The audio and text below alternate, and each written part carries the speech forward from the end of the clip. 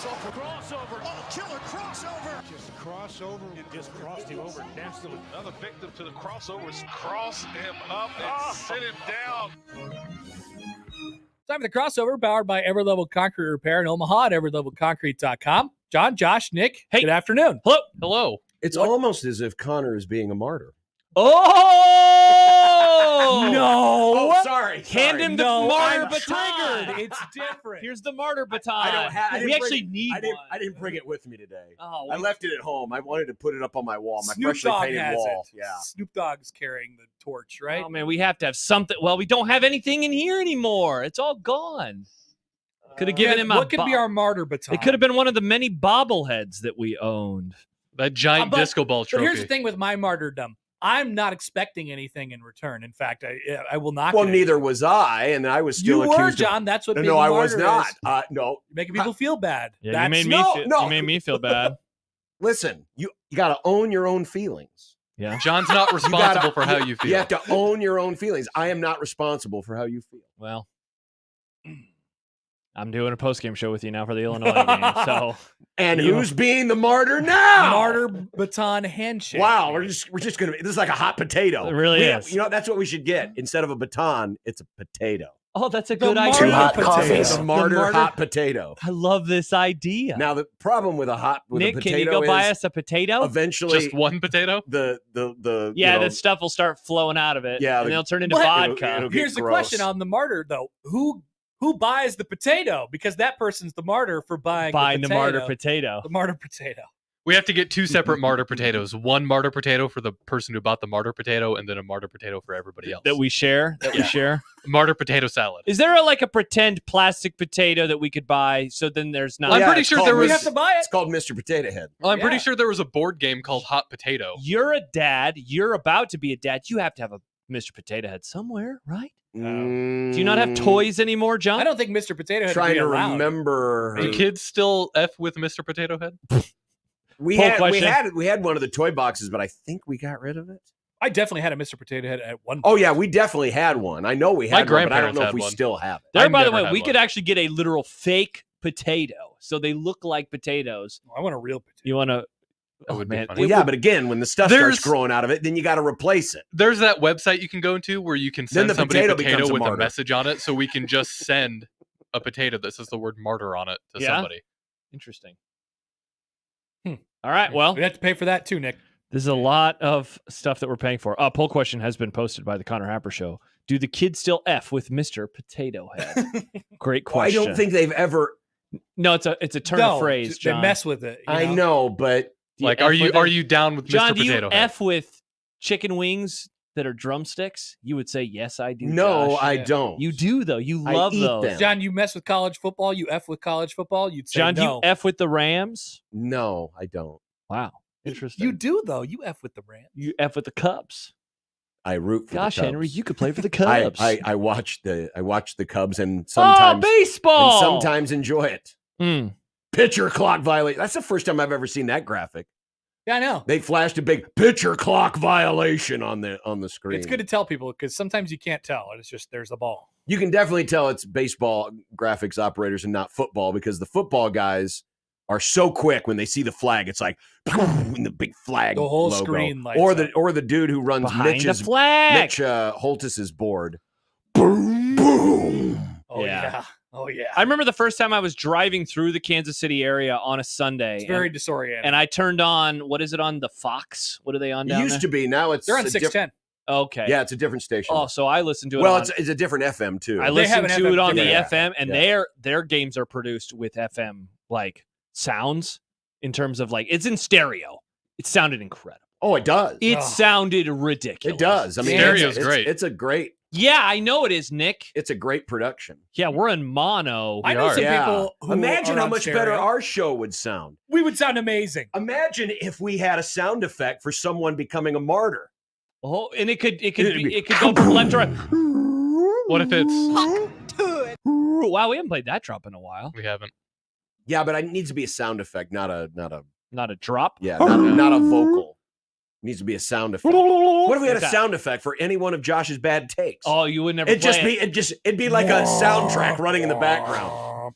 except for what I said about Biden and the Super Bowl that went to overtime. That's the one time the show Two was times. in silence. You've only been Two right times. twice. He's ever. only been right twice. No, What else? I predicted. I was the lone media member in the Frost era that kept predicting them to go sub 500.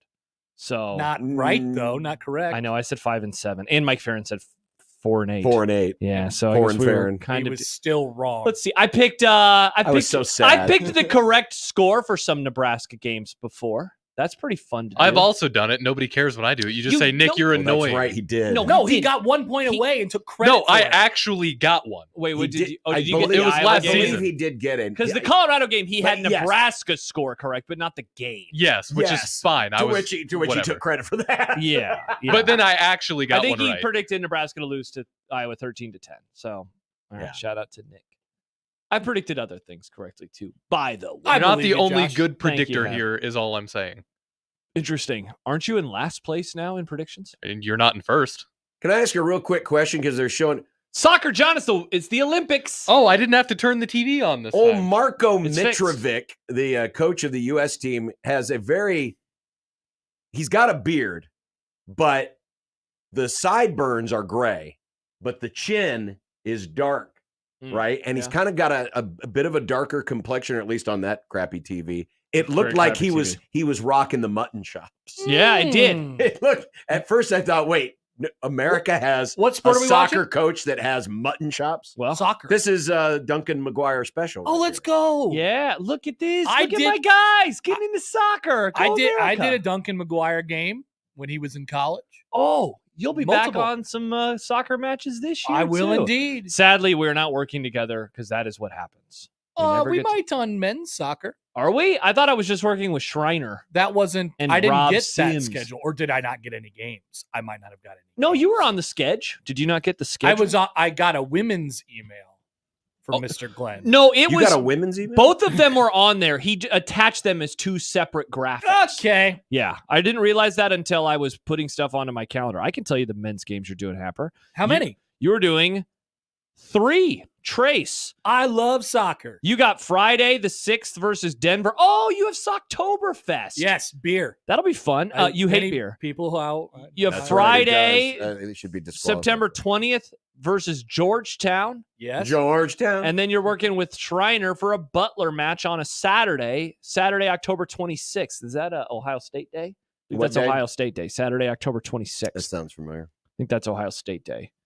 There you go. And Hap. welcome to the part of the crossover where Josh reads Connor his schedule. Sadly, John Bishop not on this list. I don't want to take away Oh. opportunities from other people. Now There's John no can't talk way. about pitches and It's kits. on there. There's no way that I said that I was available on the same day as the Ohio State. That could. not That's have- wild. I Yeah. made sure that Yeah. for the first time ever, I actually gave no availability for any Saturdays. That I was like, I that just- seems wrong. It's but just so it's fine. difficult. So I was like, I'm not going to do it this year. No offense to Creighton, but I am doing some Sundays. I have Yes. 3 Sunday. No matches. NFL for you, Josh. Yeah, well, thankfully the soccer matches are over early. They are. They're over at 3. Well, but you'll miss the Cowboys game because they famously always kick off at noon. Nice. Thanks, Joey. Nice. No, I actually matched it up with the Cowboys schedule. I have Sunday night football games, and the Cowboys have a bye for one of the 3. Look at so that. Don't even have to worry about it. That's thinking ahead. Bum, bum, bum, bum, bum, bum. I mean, you yeah, I don't should've- like working during Cowboys games. It sucks. I hate I've had it. that song in my head the last That couple it days. should be refreshing because then you don't have to worry about No, it. John, this is regular season NFL. They win these games. It's the January games that They don't win them all, and usually They won 12 of them each of the last 3 years. They usually win a lot of them. They beat the John. Rams last year. Beat the Mm. Rams the year before. and Everyone yet- always wonders if the Cowboys are good. Yeah, because they Yeah. win in the regular season. Yes. I'm not buying Turns into out them they're this not. year. They're I'm not. not. No, they will not win You the Super Bowl. Say that every No, I single don't, year. Nick. I was he excited does- last year. He does Every talk- single year. He's going to talk himself. You in. you Yeah. got excited. You got really excited around week 4. That's when the train started to go. Who's Is going to that be what it the was? team that everybody decides to not to Oh. pick instead of the Chiefs to win the Super Bowl this year? Ooh, I got a couple options. Crazy sickos like Josh. Well, you think Harbaugh's you're going to have turn the you're gonna Chargers around? have a lot of Texans love.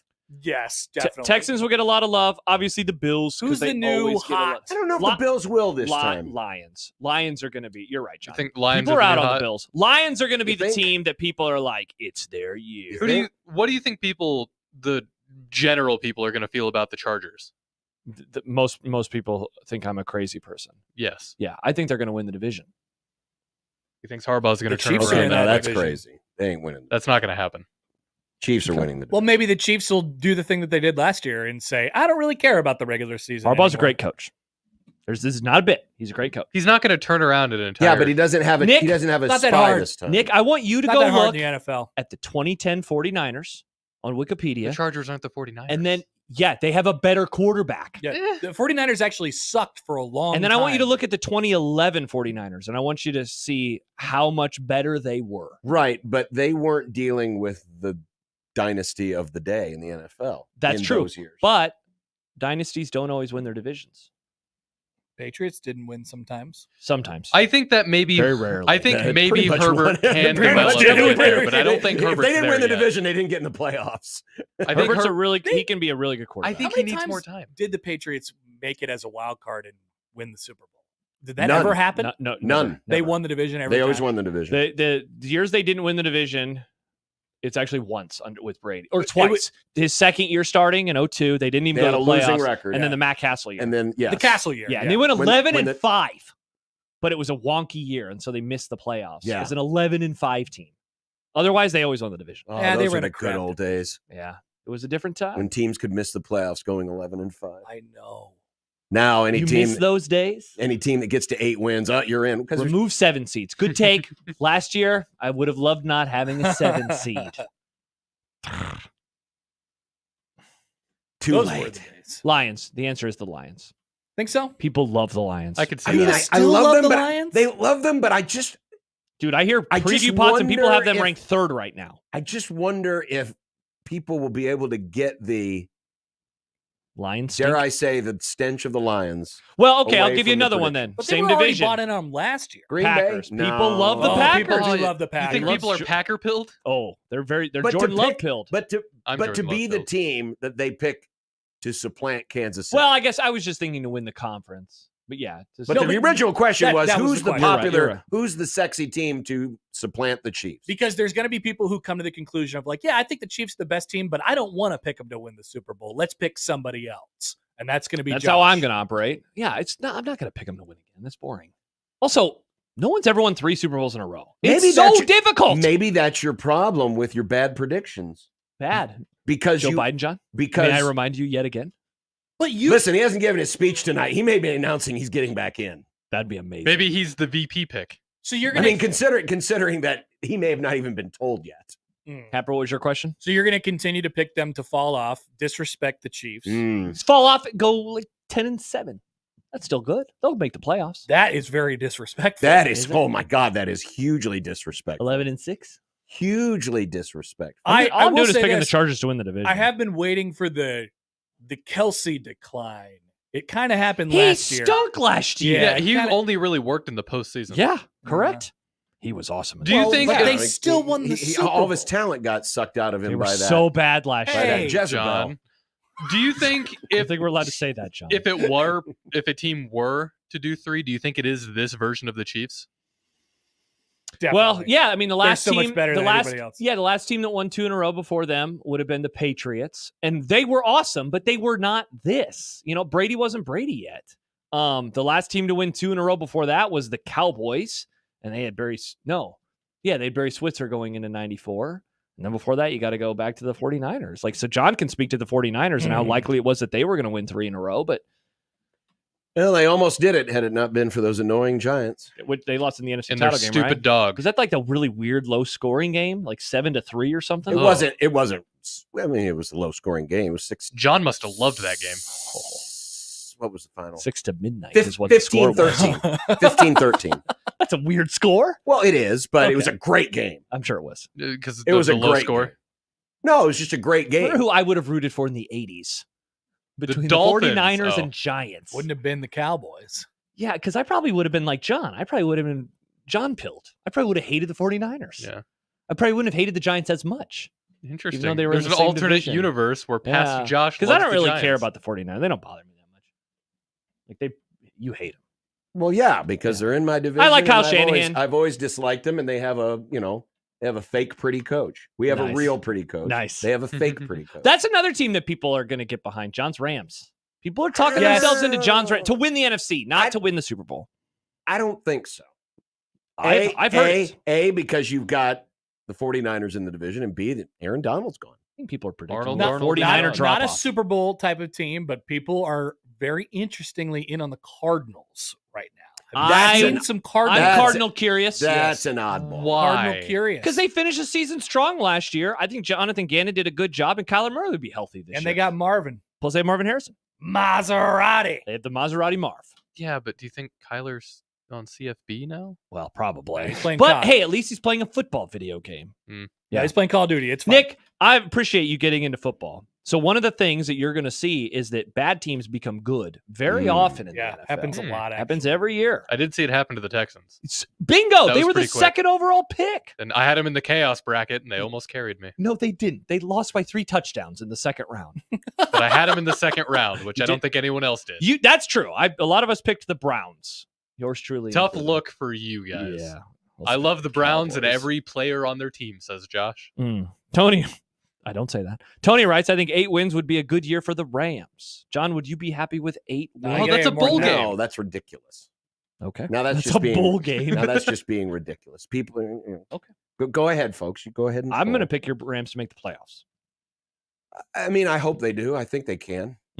I don't know how I just don't know how it's going to go without Aaron Well, Donald. there is always the Jets situation. There is always the Jets. People are going to always convince themselves that Rodgers is going to do something. That's true. What are your double speed podcasts saying about the Dolphins? Because I'm feeling this They're year. very curious about them, Nick, because they were good last year until they weren't, And now all of their defense is gone. They have a new DC.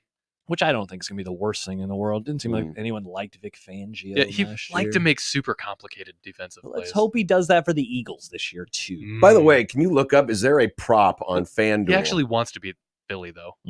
How many plays did Rodgers play last year? Was it 4? Yeah, it was less than a drive. 4 or 5. It was Yeah. 4 plays. 4 Yeah, plays. 4. It was so quick. I literally got home. Oh, you missed it. That's and right. I opened up Twitter. Mhm. I was actually gone opened already. up Twitter at a traffic light in Lincoln, And he Just was curious. injured. and he was already hurt. You were Rodgers curious. And but what are the odds that if when he gets to whatever play is one number greater than what he had last Remember, year, they're on Monday that night the this year. announcer says something about He did and it! that's the most plays he's played in a Jet uniform in a single season. I'm trying Remember, to look that up he's on on the- FanDuel, John. It's not there. They're playing But- the 49ers on Monday Night Football to begin the season. So Joe Buck and Troy, well, they'll probably have fun with it. How do we feel about the Ravens? Will the Ravens be its sexy pick for anybody, or are No. people like, I think- hell no? I think the Ravens will almost get there and then fall on their face. You Again? mean like they always do? Yep. Yeah. I think the Ravens are very They're the not sexy pick. they're like they're early stage Bills. That's what I was just going to say, John. Early Yes. stage Bills. Yes. Where, formerly sexy pick falling off by the wayside, but They- still good. They're all kind of like the Cowboys, where it's like the regular season success does not matter for people anymore. Like, cool, congratulations. Can you do it in January? They're Yeah, gonna- because Same with the the whole Dolphins. league has They become did. about beating Mahomes. It's Yeah. just like, Yes. there's only one thing that we can do. And It's you know, beat there's only Mahomes. one quarterback in the NFL right now who has done that in the playoffs, Could- and he has weird hair. Mr. Burrow. Could that be the team to President answer your B. question? President B. Could the Bengals be that team to answer your question? I got to don't- wait and see. I on don't them. sense people really digging into them, or what am I trying to say? Digging them this year, rather. Their defense took a step They're back not last year. Stephon digging them. No, they're No. not. But I really like Burrow. Burrow's got to be healthy for more than 10 seconds. What if the Ravens accidentally lose to the Steelers, because that's what happens with those teams, and then it's going to spur a conversation about how Russell Wilson is back? No, that will, like, for 1 week? Yeah. Okay. Are they playing in week 1, Nick? I don't Is know that if the they're game in playing week I'm looking 1? at the week 1 No, lines, because by the the way. Ravens play the Chiefs in week duh. 1. On my Anybody- birthday, when I'll have wings. Anybody interested in some week 1 lines? Hell yes, Happer. So the biggest spread for week 1 right now is the aforementioned Cincinnati Bengals, who are 9-point favorites against the New England Patriots. Oh, that sounds like a noon game if I've ever heard of one. Sure is. Mm. 12:01 Central. Is that in Time. Cincy or is that in New It is in England? the Natty. Yes. Wow. Yes. Everything else is pretty much a field goal. The Bills are 7-point favorites against the Cardinals. Are you Cardinal curious? Ooh, kind of. Where's that game at? It's in Buffalo. Okay. When it won't be cold yet. I like watching Buffalo Bills. But it won't be a home games. dry heat, which is what Arizona has. Yeah, who's the Dolphins? Who are the Dolphins playing week 1? Chargers? The Fins are playing the Jags. Jags. Oh, so it's going to be nasty wherever it is. The Florida Bowl. Yeah, gonna be it's going to be a more than likely a hurricane. Talk about very- another team that people are very out hot on. and moist. People are way out on Jacksonville. They are. After they started 8-3 Lawrence last went- year and then sucked. But Trevor Lawrence got an extension. He did get an extension. We're not talking about his hair, folks. T-Law. Yeah, I think this is going to be one of those years where people all make up their minds on him, good or bad. People will say he's good or he's bad. Yeah, It's easy I to agree. I think he's the best option that they have. Well, he's certainly that, Nick. Uh-huh. Definitely that. Nobody's talking about my Panthers. Weird. Yeah, rightfully so. Gee, I wonder why. Rightfully so. They're gonna- I did see the pictures of their quarterback, young tiny baby boy, Is walking he into still camp. tiny? He's so tiny. Oh, boy. Bryce Young, look up the picture of Bryce Young that's going around today. Okay. He's carrying a backpack. He Oh, looks like he's no. going to his first day of 9th grade. Oh, my gosh, he does. He's got his new school fit Oh on. boy. Oh, man, that's He's so tiny. It's almost like he was trying for that look. That's a Target fit. He looks like he works at Target. It looks like his mom bought him those clothes. and He's going to Yikes. school. oh, man. Man, that cannot inspire Where much was that confidence. backpack? I mean, I don't know. yesterday couldn't. Someone's got to get him a smaller backpack. This man needs a smaller backpack. That's the face of the franchise, baby. Oh, good luck. That's my guy.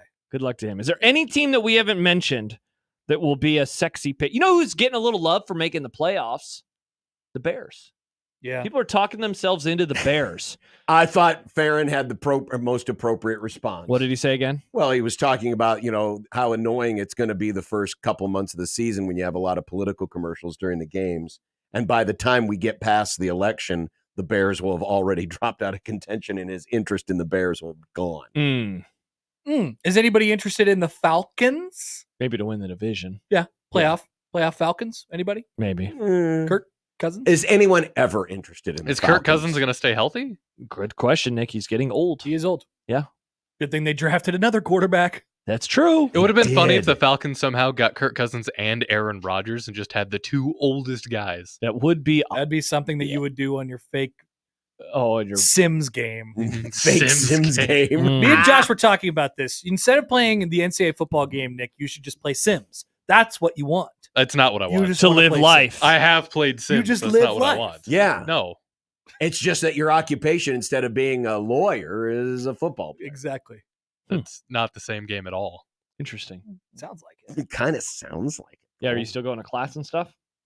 I didn't play last Did you night. text any Oh. girls? I was going to say, does your pretend player have a girlfriend? Yeah. No, can they get on Tinder? my player sticks to studying and going to bed early so he can wake up for early practice. Like Nerd. you do on the So Sims. is your pretend player a virgin? Can you build that in? He was a star wide receiver in the high school he went to, John. No. I can't have sex in high school. Keena says Jeff Sims has a game. Yeah, does he have a combo meal named for him at a local Mexican restaurant? No, but he does have a deal with a local jujitsu place. Nice. Sounds like something you do. On Ooh, Sims. that sounds like a odd little NIL, but It's an odd NIL, but it gave me +5 permanent to my ball handling ability, grabbing. Some stat. It gave me a plus. Jiu-jitsu helps with your ball handling skills. That's a new one. That's like what Tua did when he rolled. It is like what Tua did. He didn't get a concussion last year.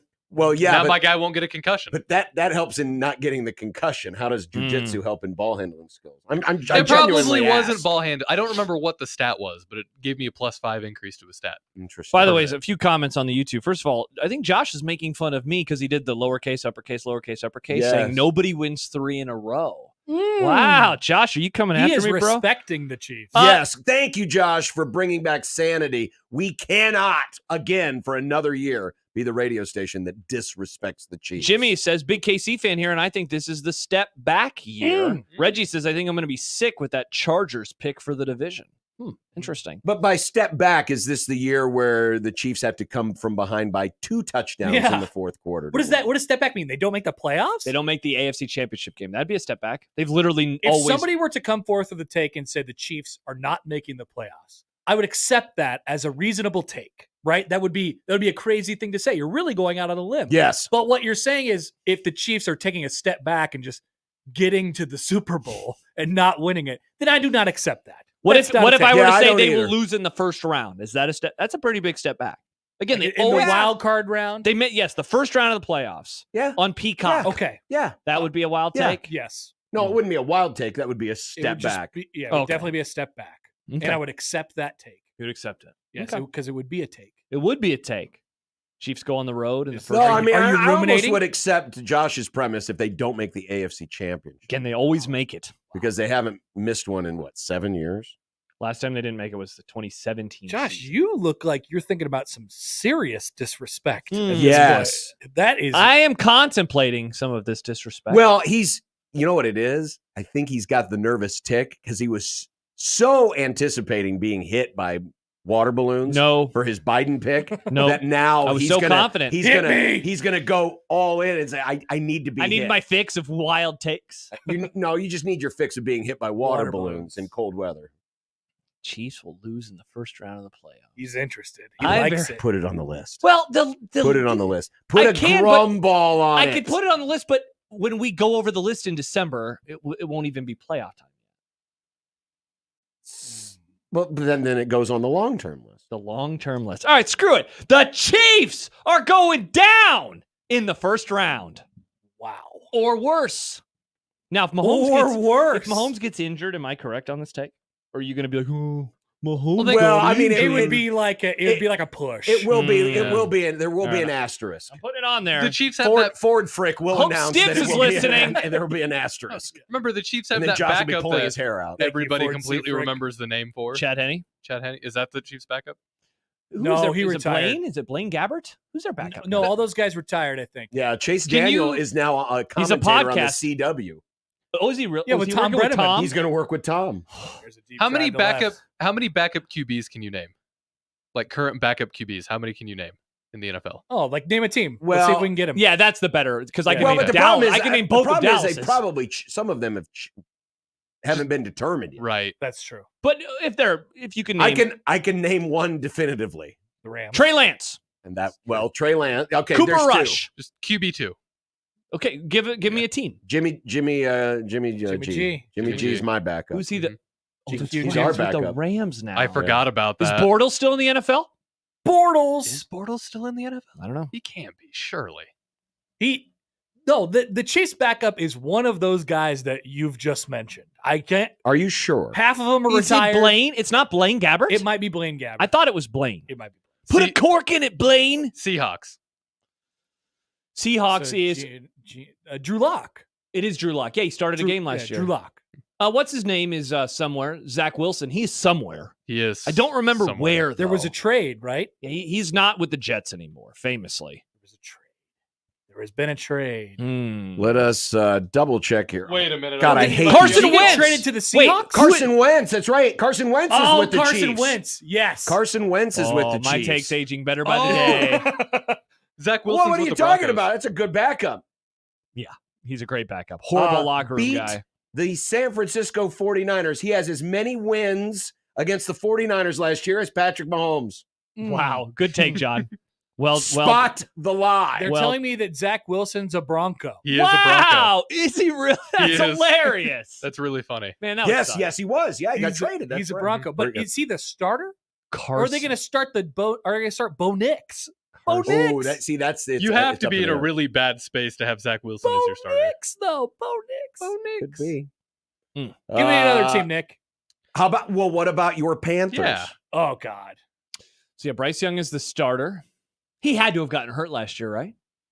He had to get hurt. Who did they have off the bench? Well, they've dabbled in a lot of Cam Newton over the years. Hold on a second. Um, I'm getting there. I'm getting there. Okay, hang on. I hate these drop. God, everything's got a drop down box. John, you just gotta go to cookies. ESPN.com, bro. Well, no, I know. I go to the team page. I know, but to find the those official websites- roster. Team pages suck. They're telling me that Drew Lock plays actually for the Giants now. You want to know what? Who, you wanna know- That's hilarious. Here's your quarterbacks currently on the Panthers roster. It's Oh, Bryce Young. Is it Tyrod Taylor? He's somewhere.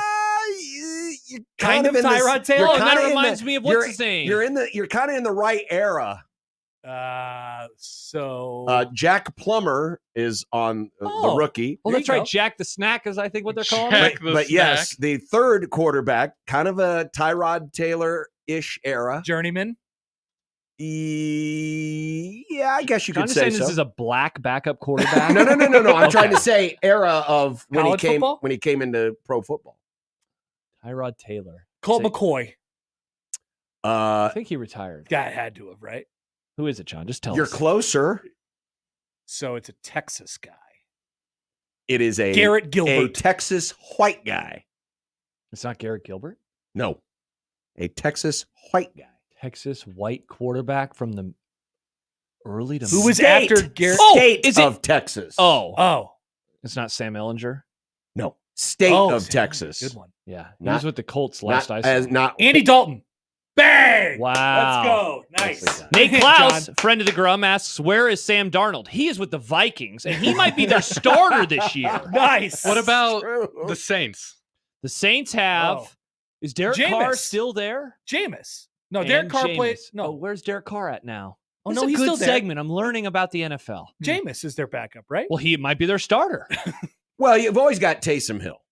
Yes. Taysom Hill is still on Yeah, that Taysom roster. You Hill. still have Taysom Hill. That's amazing. According to the official Saints depth chart, well, according to the official Saints depth chart, which has not been totally filled out, it's Derek Carr, blank, third team Taysom Hill. Oh, so Jameis is gone. Oh no! What happened to Whoa. Jameis? Didn't Jameis go to Tam? See, oh, he said a hilarious franchise. Think of hilarious franchises. The Browns. The Cowboys. Oh, Screw you. Jameis is the backup for Deshaun Watson.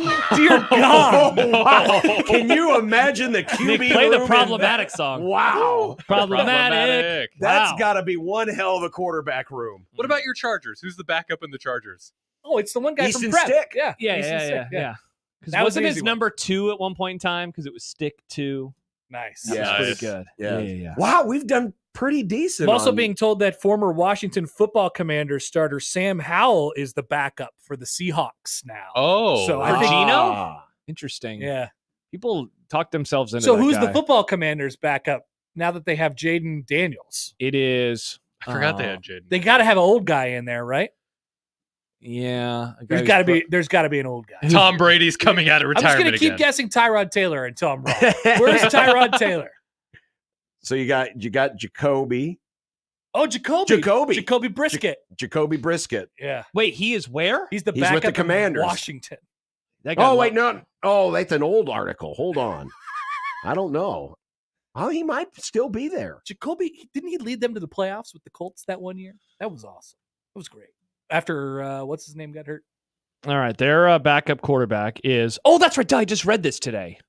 Think an incredible college quarterback in the last little more than a decade.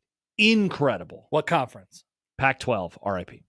Like one of the. Marcus Mariota. That's the guy. Marcus. Oh, So I can't wait for him to quit on Washington like he quit on the Falcons a couple of years ago. Mhm. They also have Jeff Driscoll and Sam Hartman on Jeff there. Driscoll is still kicking around. That guy sounds like a NASCAR driver. does. He does.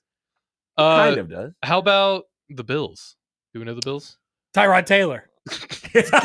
Nick, you know what? It was at one point. Answering He was. Tyrod It's Tyrod Taylor and tell. Oh, He was their backup quarterback last year.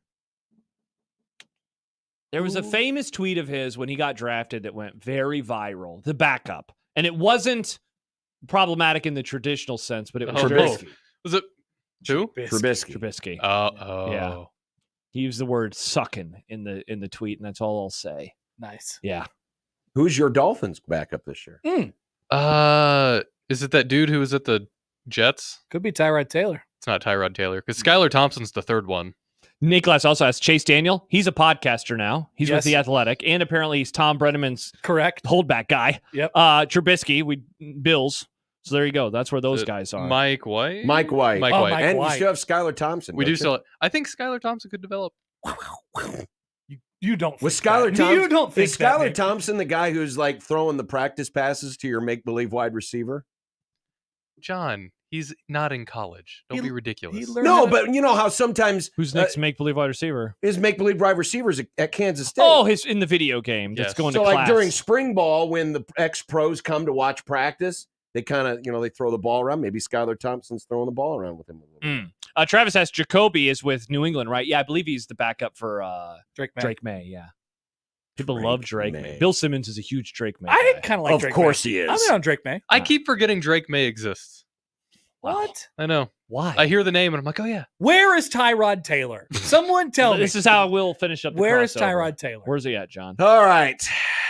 I thought it was Tyrod. Yes, it is now Tyrod. He changed knows? it back to Tyrod. If Amazing Daniel is listening right now, I know that he'll have some commentary on this. He does not like how Tyrod Taylor has changed his name. I apologize to Tyrod. The last team, well, the team that he is listed as being with right now on the Pro Football Reference. Got to go to his Wikipedia. That's where it's really at, John.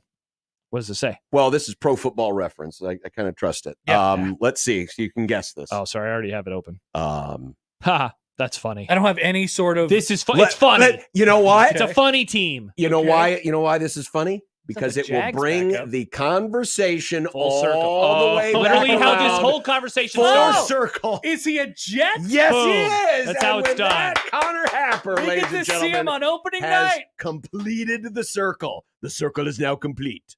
Before you, I was but the learner. Now I am the master. And with that, That was Bye. fun. we'll be back. 1620 The Zone. Happy New Year!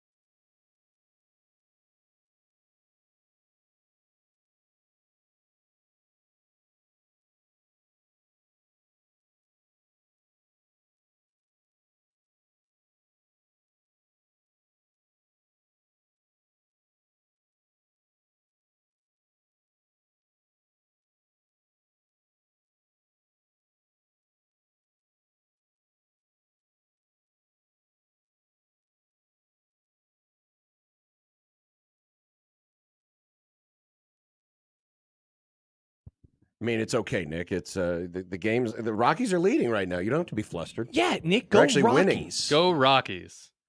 For now. Hey, it's what day is this? Wednesday. Thank you. Baton 1620 the zone. Husker Athletics, Creighton, and yes, UNO. Welcome to the Grom. It is Wednesday. It is a Dumb Debates Wednesday. It is a Matt Rule came out of his cave. Not that he really disappeared. I was gonna say, yeah, he was This is talking a lot this is offseason. usually the time of year where we get reintroduced to the Nebraska head coach. Like, oh, yeah, I forgot that guy was in charge. But Matt Rule has been more out there than coaches of recent memory. And so, yeah, it's like, how are we going to miss you, Matt, if you never leave us? Who's the most unforgettable Husker football coach? The most forgettable, sorry. Most forgettable. Gosh. Well, Some would probably say Mike Riley, but that era is very memorable for weird reasons. honestly, I think that I mean, you have to let time pass, right? Sure. Mm-hmm. But that he's going to be the most forgettable. Riley. Yeah, mean, it was when so you look back short. at this era, but not just because the era was short, but because, you know, with Solich, it's replacing the legend. And then, of course, the way he got fired. With Callahan, hey, it's all the mannerisms and the this and the that. You know, it's a football guy. Mm-hmm. With Bo, Very memorable. very memorable.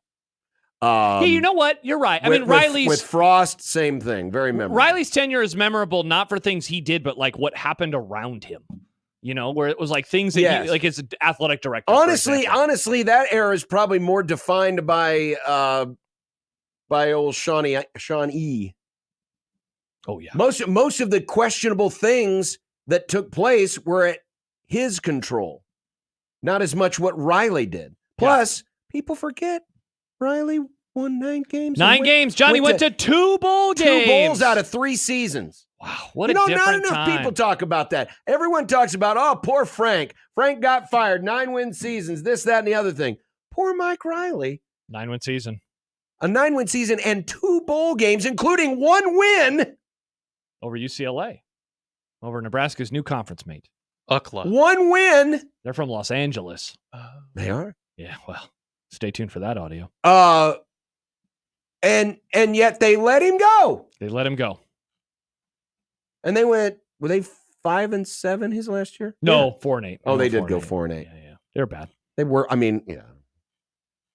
More people need to be on the Mike Riley should not have been fired bandwagon. Oh, give him interesting. another chance. Yeah. Imagine what he could have done with competent leadership. Yeah, with 1 more year. Well, I mean, he wouldn't have really had competent leadership. No. He would have ended up with Moose. Bill and Moose. Might have been a few things going on, if you know what I'm saying. Anyway, the Grum Down today is brought to you by the Rooferees at John Higgins Weather Guard. Home of the Rooferees. Matt Rule Media Days. We Nice. will hear the coat and have thoughts. We also have some big bites. Kirk Ferentz, James Franklin, Lincoln Mike Riley. Oh, Lincoln Riley. I did not anticipate Oh. Deshaun Foster being. We have the whole clip. We have the whole clip. We have it in video form.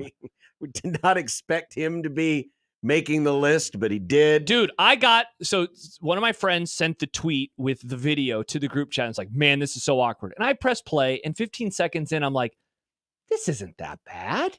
It's a little uncomfortable. Oh. And then it fell off a cliff. It's like Yeah. a movie that you're watching. You're like, this is fine. See, I was watching live. And then halfway I was through- like, oh, wow. Steve Sipple really liked it. Yeah, Sip thought it was very understated. Hmm.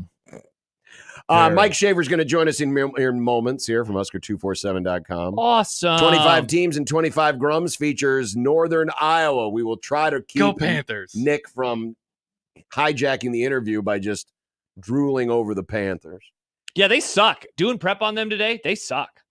Wow. They suck. They went Coming 6 in and hot. 5 last year. They suck. Going through some changes. They suck. What if the college football playoff chief took questions and nobody asked? Okay. Dumb debates. Nice. You can send us your dumb debates into the JTech Construction Zone Twitter page at USC1620. Use the hashtag dumb debates, please. Or you can email your dumb debates to John at 1620thezone.com, Josh at 1620thezone.com, Nick at 1620thezone.com. Equitable, we take banking personally, answer the phone on the first ring. Mike Trout, as quickly as he was back, he was gone. Swimming up the wrong stream. The Husker running back room. Speaking of forgettable things, Forgettable this has thing. been a very forgettable era of Nebraska running backs. The most memorable thing with running backs since Amir Abdullah is Mike Riley calling him a Zigboo. A Zigboo. Instead of a Zigbo. Correct. Oh. A Zigboo. And as we start the Grum today, and we'll certainly kick off this conversation here and continue with Mr. Mike Schaefer, among other things. Mr. But, Schaefer. you know, this is the 5-year anniversary. Hard to believe it's been 5 years already of the infamous, we got to get to 6. It is. And shout out Bill. He was right. He was right. Bill's concerns were definitely warranted. They were. What did he know that we didn't? It's almost like he was on the inside and could see what was happening. Yeah, which is odd because he was usually in Montana. Or somewhere else in the city of Lincoln, not his office. But as Steve Sipple pointed out in his column this week on Husker Online, He was in the air, bro. it was his question that prompted that answer. Yep. And it's appropriate here 5 years later because you could ask the same question. In fact, I believe Sip was intending to ask the same question of the man they call the boss today, Troy Dannon. How would you characterize a successful season for Nebraska in year 2 of Matt Rule's program? Because that was the exact same question, trade out Rule for Frost, that prompted we've got to get to 6. Mm-hmm. And that's a really good question. What would characterize a successful season in year 2 of the Scott Frost, or excuse me. No, Wow. Now I'm reading. I'm reading my wall. If you try to bring him The back, Matt John, Rule regime. I will be pissed. The Matt Rule program. So we'll get to that and other things. 402-951-1620, 42 degrees the source hotline. You seen this quote from Lincoln Riley that Sam McCune just tweeted? No. We're coming, and we're coming quickly. I just hope it doesn't end up in a mess like what happened to poor Mother's Milk. Finally saw that episode the other day. Nice. Oh, wait. So you're in season... Late season 3. Wow. You are flying right along. Late season 3. I've actually slowed down a little. Yeah, I guess that's true. Because there's only 8 episodes per season. Yep. But there you go. There's the Grum. Shafe's going to join us next. We'll get his thoughts on what he heard today. But also a lot of stuff happening on the recruiting side of things. That one final summer recruiting camp at or recruiting weekend at Nebraska might be an important visitor this week. We'll see. Might be more than one important visitor. Also, we'll keep you up to date because Josh insists. Oh, soccer! America, John! France, USA, 0-0 in the 45th minute of the first half. Obviously. So obviously Duncan McGuire's not scored yet. Ah! He started, though. Yes, he did. How cool is that? A Blue Jay starting in the summer games. Man, it's nice to watch this with my friend John and my friend Nick. I mean, I'm the Olympics. honestly paying more attention to the Cubs game. No, turn the Cubs game off. It's over, basically. They're up 2-1. They'll be fine. They'll be fine. I'm just glad they scored 2 runs today. Yeah, I guess that's true. We'll be back. Schaefer joins us next. It's Unsportsmanlike Conduct, 1620 The Zone.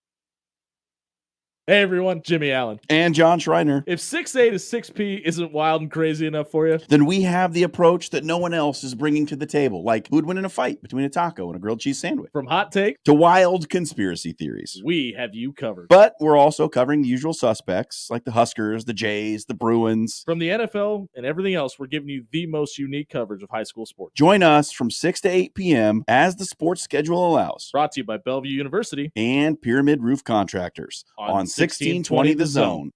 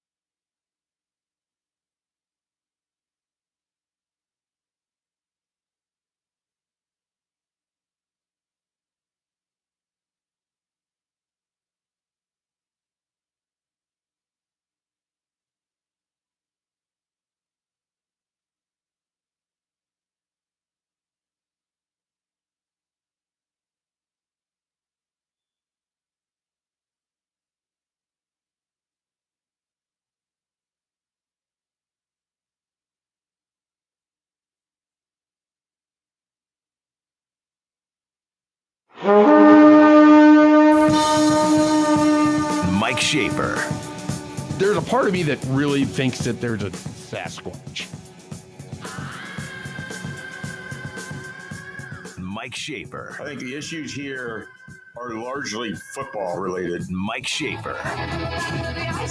People are like, oh, the Vikings are terrible. And it's like, yeah, terrible teams always go 13-4. Mike Schaefer. I don't feel good for anybody. All my entire life is rooting for sports teams that get as tantalizingly close as possible and then don't win. Mike Schaefer. I have no joy in my heart for you or you or you. Mike Schaefer. And there he is, joining us in the video stream today. The video 42 Degrees, the Source Hotline. I like it. Proudly donning the gear of the Cleveland Guardians. You know, I'm seeing the gear. I'm Here in the open. here in the open. Oh, I know. Tantalizingly close. Where are we on the Guardians nervous scale here late July as Cleveland's lead has started to slim? I mean, there's still 20 games over 500. What it's That's true. Everyone makes the playoffs. That's true. Are they like 6 or 7 up still? I'm not even. 4. Isn't it 4? Not even paying attention. So. Wow! Well, the Royals did lose yesterday. Oh, did the Guardians win yesterday, Schaefer? The Guardians won. The Twins lost. The Royals. There lost. you go. So there you go. They're up 5. Nice. All right. Never mind. No, never mind. All's well.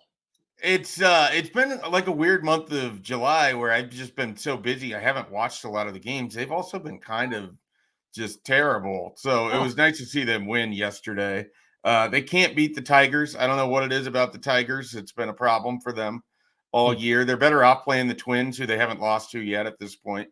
So we welcome Minnesota to come back to Cleveland sometime here soon. Well, I just asked a question, Schaefer, because this is hard to believe because it seems like it was yesterday, but it's been 5 years since the question that drew the response from Bill Moose in year 2 of Scott Frost of, hey, what would make a good season? And Bill Moose said, well, we really need to get to 6. What would be, now that this is year 2 of Matt Rule, what do you suppose is the answer to that same question of what would constitute success in year 2 under Matt Rule? I think there's multiple different answers to this. So there's success to me, which is this is a team that's built to go win more than 6 games. So there's success in the sense that one more win than last year is a step forward. Playing in a bowl game, Matt Rule basically said something along the lines of, it's great to be talked about in the national sense, but we haven't played a 13th game in a while. So, I mean, I think that they're very aware that getting to a bowl game is important, but I also think that they have aspirations far, far, far beyond just going and playing in a bowl game or getting that 6th win and then dunking Matt Rule in a vat of mayo. I mean, I think that they very much want to make their mark this year. I think they have a team that they feel like they can. I mean, nothing Matt Rule said today dissuades me from the idea that they have a lot of confidence over there in the stadium, and some might view it as unearned as they've only won 5 games last year. But I think they felt like they were a far better team than 5-7. I thought they were a far better team than 5-7. I think that anything less than 8 wins, I'd probably be a little disappointed. Like, that's sort of where I'm at. Like, I think the schedule sets up that way. I think the roster sets up that way.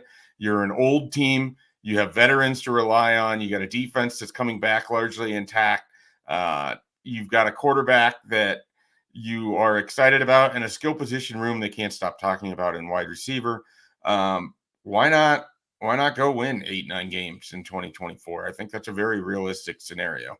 Shape, do you think that they feel that this season has a lot riding on it, and not so much in the negative sense of there's a weight on this program and it's going to cripple them, but that they feel like if we have a good year, it will mean that we are on our way, or it will mean that we're about to blow up, or whatever it is? Do you think that they're saying that to themselves internally? Possibly. I think a lot of it is sort of a confidence that's built off of the fact that teams that have played under Matt Rule traditionally make that jump in the second year, and they're further along than the Baylor or the Temple examples of this thing. I also just think they're a group of guys that like playing with each other. There's a lot of confidence that Ty knows what Nash is going to do, and they both know what they have in the back end with Isaac Gifford, and there's a bunch of guys that are going to be able to step into roles where they don't feel like they're going to have a drop off in production. I just think there's a feeling that there's a chance of something special around here, and they don't want to waste it. And what special is the eye of the beholder, because I'm not saying they're going to go win the Big Ten championship game, but could they be sitting at 8 or 9 wins early in November? I don't think that's unreasonable. I really don't. So they're in a good spot. They know they're in a good spot, but here's the part of it that they haven't done. They got to go take all of this and put it on the field and then go win football games. So we're in talking season, and everything sounds good in talking season, and they feel good. They got to translate it to the actual football season. Is there someone and we're going to have some numbers here a little bit later on because this is graduation numbers. Yeah.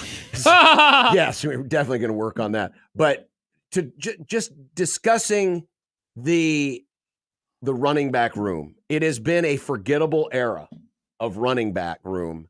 And of course, the running backs are going to be relied upon more so than they have in recent years because the running quarterback concept is not out the window, but it's certainly not going to lean on, Dylan as they did Adrian Martinez. Is there someone you trust in that running back room? No. Should I expand upon that answer? You can if you want, but that's also, because I think that's probably. I don't know how you could trust anybody in that running back room. I think there's interesting pieces. I think there's a reason that everyone loves Gabe Ervin. I just haven't seen it during the actual football season. Emmett Johnson kind of won the hearts of many last year of how hard that he played and stepping into a role that was unexpected. Ramir Johnson at times was a really important part of that 2021 season, and he had his best game against the best team that they played in 2021 in Michigan. Yep. So you shouldn't write him off. But how can I trust any of these guys? I mean, I have no reason. Like, this is the part of the team that I have the most difficult time putting my arms around, because I have no reason to feel like any of these guys are capable of having 200 carries in a year, 20 carries in a game, 5 important carries at the end of a game when you're trying to salt things away. I mean, last year we had the conversation about Anthony Grant's fumble issues, and then he's put in the most critical situation of the game from E.J. Barthel to go salt that game away against Minnesota. Why would I trust any of it? Yeah. So for as excited as I am about the team as a whole, the running back is just a mystery wrapped in, all sorts of things. Like, it's a difficult position to know how to feel. And I don't really know that we're going to have a strong indication until you get into Big Ten play. Schaefer, along those lines, then, what does Matt Rule want? Marcus Satterfield, Glenn Thomas, like, what do they want from the offense this year? What are they asking from the offense? To score points and to not turn over the football. That is what they're asking for. So how do they do that then? Well, so now you want to know how the sausage is made. Right, exactly. Great question. I think a lot of it is that they have to be effective enough moving the football on the ground that the play action can be a big part of it. I think that can be a big part of the Dylan Raiola experience. I think that they have to get enough out of whoever is running the football that you can get into those second and mediums, because that's where Jalen Lloyd can be really deadly. That's where Malachi Coleman can be deadly. That's where the speed of an Isaiah Nair or, the body of a Jamal Banks, when you can throw over the middle off of a play action, can really help out. And so I think they want to be able to play through their running game, but I don't think they have to rely on their running game. They just need it to be good enough that it can set up other parts of the offense. I think that they have to spread it out and pick apart teams through the air. They have the ability to do that, but I don't think you want to fall in love with that with a freshman quarterback who's going to experience things and face things he hasn't seen at this point. So I think they have to have enough success in the running game. I just don't know what exactly it looks like. I don't think they're just going to be lining up in the I formation and hammering away with the halfback dive. I don't know that they're going to be in the pistol, because I don't know how often you're going to put Dylan Raiola in motion in that scenario. So I think you're going to play out of a lot of pro-style concepts, but I don't know exactly what it looks like. That's the interesting thing. I have a lot of confidence that the offense is going to be a lot better, but it's very hard for me to paint you the picture today of what the nuts and bolts of that looks like. Mike Schaefer joining us, Husker247.com. Talking recruiting here. What's the latest with David Sanders Jr.? It sounds like, there's still some good momentum there, but Nebraska's got this final weekend of summer recruiting that's coming up. Is there a chance he could make an appearance? We have heard for about 2.5, 3 weeks that the Sanders family and Nebraska were talking about potentially being out here for what they're terming an elite recruiting weekend. They're going to have a handful of guys on campus, probably in the double digits, local guys, some guys coming from California. You have some top players for the 2026 class that are kind of doing a campus swing right now. They just hit Oklahoma. They're going through the Midwest. Nebraska's on the list. But David Sanders, I don't have any confirmation that he's coming to Lincoln. But again, we've been sort of trying to pull teeth on this one to figure out where exactly he's going to be somewhere. It's going to be somewhere. I think it's possible that it's Nebraska, but again, I don't have confirmation of that. I just know that Nebraska's been in plenty of contact there, and they are certainly trying to get the Sanders family, the whole family, to come back out again, as they had a really good trip in May. And again, they're much more than just a hat on the table. I don't know that they're ahead of Tennessee or Ohio State necessarily, but they're very much in the mix here. Schaefer, what interests you about Nebraska in regards to recruiting, throughout the regular season? Like, is it the correlation of wins to commitments and increase in rankings? Is it something else? Is it just the year 2 of it all? Like, what interests you from the recruiting angle this fall? Yeah, I mean, a lot of it for the fall is going to be just trying to track, who the primary 2026s are that are coming into town, what they're hearing from this coaching staff. If Nebraska starts hot, like if they win that Colorado game and there's, anywhere from 25 to 70 recruits on campus, because who knows what that number might be for a night game in September, what sort of juice momentum does that give them? I mean, they haven't really had opportunities to really just have a rocket ship like thing as it relates to on-field performance correlating with what you're trying to do in recruiting. And then the thing to track for 2025, are they going to be able to get in with some of these other players if they have a fast start that are committed elsewhere, or that were considering Nebraska but then committed to a different school but might want to be interested if Nebraska looks like it's the real deal. So those are kind of all the things that you're really going to be watching. It's a really heavy correspondence of or correlation of on-field success. What does that mean for recruiting? Because they haven't had it. It's been a lot of start and stop. But if they just have a little bit of a runway to start 2024, what does that mean for how they're trying to build that 26 class and finish out 25? We just spoke about running backs and what you trust a little bit ago. Nothing. Which to reiterate the answer, but a top 2026 running back, Demarius Yates, who is apparently a friend of Dante Dowdell. Is he visiting this weekend? Let me consult the list that I have real quickly. This is scintillating radio. That's fine. I was not prepared. Be accurate than throw up a guess. Yeah, I don't want to just put random things out there, but all right. So I don't have him on my current list. No, okay. That doesn't mean that he isn't. It just means that it's not someone that we have. It's not confirmed, verified. Yeah. Right. But the idea, I mean, this is arguably one of the top running backs in the junior class, and Nebraska's got the connection with Dowdell. So you would anticipate, even if he's not showing up this weekend, that he has Nebraska on their radar. Yeah, I just pulled up Demarius Yates' profile for the first time because that was a name I did not know until you had just said it right there. And he looks like he's already pushing his mid-20s and contemplating what he's going to do when he gets into his 30s. It's just incredible. There's just some guys that look like they're already out of college before they've ever entered it. This is nuts. Kids are getting older these days, No.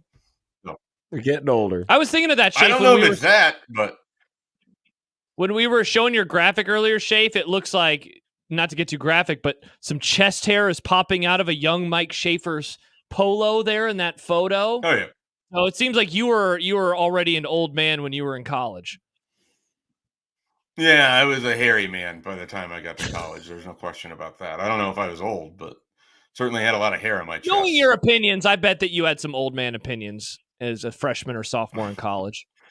Undoubtedly. Yeah, look at that little tuft just that peeks over the, I try to trim it down. I try to shave it, but it just keeps growing back. Yeah, what are you supposed to do? So yeah. What year in college was that for you? I hadn't even started yet. That would have been my going into my freshman year. That's 2006. Wow. Was that from Fan Day? Yeah, that was from Fan Day. You and Corey McEwen. I just saw Corey McEwen this last weekend. He's doing quite well. Really? Yeah. I see him a few times a year. Obviously, because now we have the picture from a couple of years ago that we famously we had to try to recreate. I look slightly bigger and he looks slightly less big. I think He does. Schaefer, I was at that same fan day. We might have crossed paths and we didn't even know it. That someday we'd be talking to each other on the radio. Oh, I guarantee you, Schaefer saw him and said, "Man, I hope I never have to do anything with that guy. What a loser." Josh, were you busy talking with Franz Hardy, trying to get the inside scoop? Oh, what would I have done? 2006 fan day. So I was about to be a senior in high school. Yeah. Well, you were probably touting the exploits of what's that bad wide receiver that you drafted first? Maurice Purify. Purify, the GOAT. Oh, yeah. I probably got Maurice Purify's autograph that day. Yeah, I mean, he would have been a big deal for the 2006 season. There's no question about that. Was Sam Keller? Sam Keller wasn't on the roster yet, I don't think, because he would have been on the roster, but he wouldn't have been eligible to play.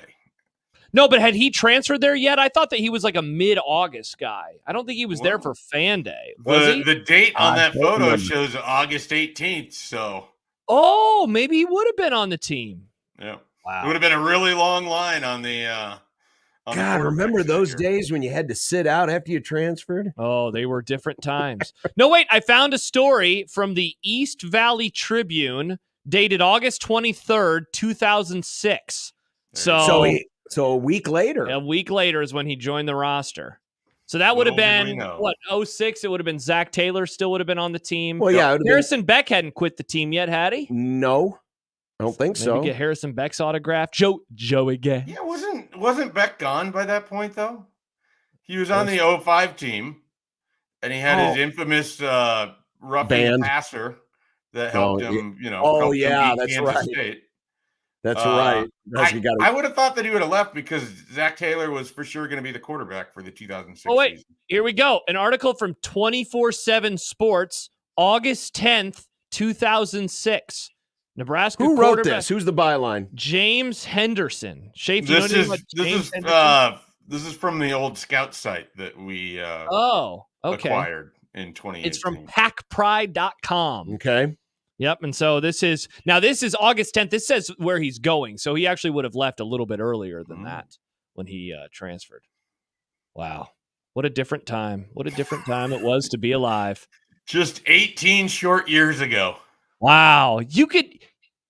Someone born then is going to college now. Is going to college. God, so basically they can recreate the photo. Oh my gosh. Of Schaefer and we should have a designated Mike Schaefer, Corey McEwen photo at every fan day where there should be some like 18-year-old who finds a linebacker and puts their arm on their shoulder. I like this idea. Yeah, you should just have Corey McEwen be your correspondent at fan day. Yeah? That'd be better. He goes and interviews the fans, not the players. Oh, that's a lovely idea. Yeah, see, I'm just idea man Mike Schaefer, as always. Yeah. Wow. You know, we went down the rabbit hole during the crossover of naming backup quarterbacks in the NFL. So now I have to look at the 2006 roster. Well, it would have been. So here you go. So Zach Taylor would have been the starter. Yep. Patrick Witt, was he on the roster? Nope. He wasn't on the roster yet. There were only 4 quarterbacks on the roster. Joey Gantz. Yep. Is Keller listed? Keller's listed. Is Jordan Adams still on the roster at that point? It was going to be my fourth guess. Well, not at quarterback. I mean, okay. Well, had his spleen ruptured. Quarterbacks, we've named 3 of them. Was Bo Davis still on the roster? Bo Davis. Oh, wow. Look at that. Bo Davis. Were you excited for the Patrick Witt era, Schaefer, like I was? I don't know that at any point I had ever considered it to be the Patrick Witt era. The upcoming era of Patrick Witt? Yeah, I don't think that I was I talked myself into it. As you often do with things that don't quite come to fruition. Yeah, sad. It was rough times. Oh, I forgot he's a politician now. Now that's a dumb debate. What's that, Schaefer? What Nebraska quarterback signee did you talk yourself into that never really amounted to much? Yeah, definitely Patrick Witt would be mine. Like, and you're talking about kind of like an rated guy, not just like. Not necessarily, but the thing is, they couldn't have been like. They like you couldn't have said Zach Lee because he started so many games. You can't say Cody Green. Cody Green got actual starts and played. Okay, I have 2 guys. I'm going to take you back 30 years with okay. But go ahead. You go ahead. Oh, mine. Kurt Dukes would be one. Okay, so I would That's a big one. inevitably because that was back in the era when I went down on the sidelines to watch the games. Yeah. I would always run into the fan who wore The Kurt Dukes the jersey? Kurt Dukes jersey. It was the road jersey, and with the white, with the red?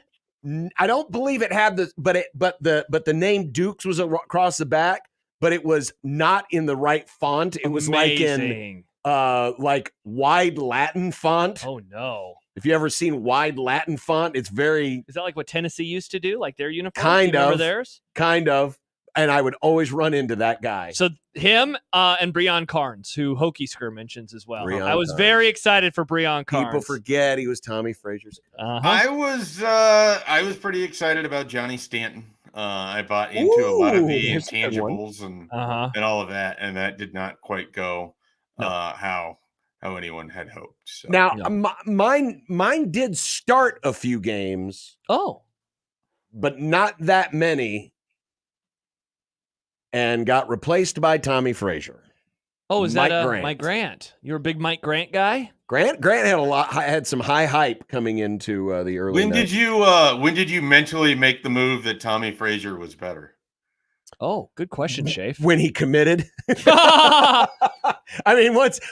was the new car smell. As soon as they got Tommy, it was like, okay, just Grant, let's make some room. Mm-hmm. Let's make some room for Tommy Frazier. I didn't know if this was going to be like a me, Justin Jefferson thing where I like try to hold it against him that he's not Stephon Diggs. And then by halfway through the season, I'm like, man, this guy's awesome. I can't believe I had such a terrible opinion. Hopefully nobody notices it. Brandon says I was huge on Jamal Turner, SMH, and I thought he was going to be a good receiver. Remember he did the flip into the end zone. Yeah, the most famous, I think, spring game play of my lifetime is his punt return for a touchdown. Yeah. Well, second most famous, the Jack Hoffman touchdown run would be. Yes, that's a good call. It's a good call. By the way, Breon Carnes, offensive coordinator and quarterbacks coach now at Manatee High School in Bradenton, Florida. Oh, good. According to his LinkedIn page. Where's Mike Grant? Mike Grant? That's probably he got into coaching too. I thought he got into coaching. There are a lot of Mike Grants. Mike Grant football. There's still going to be like 500 of them. Is this him? Is that Mike Grant?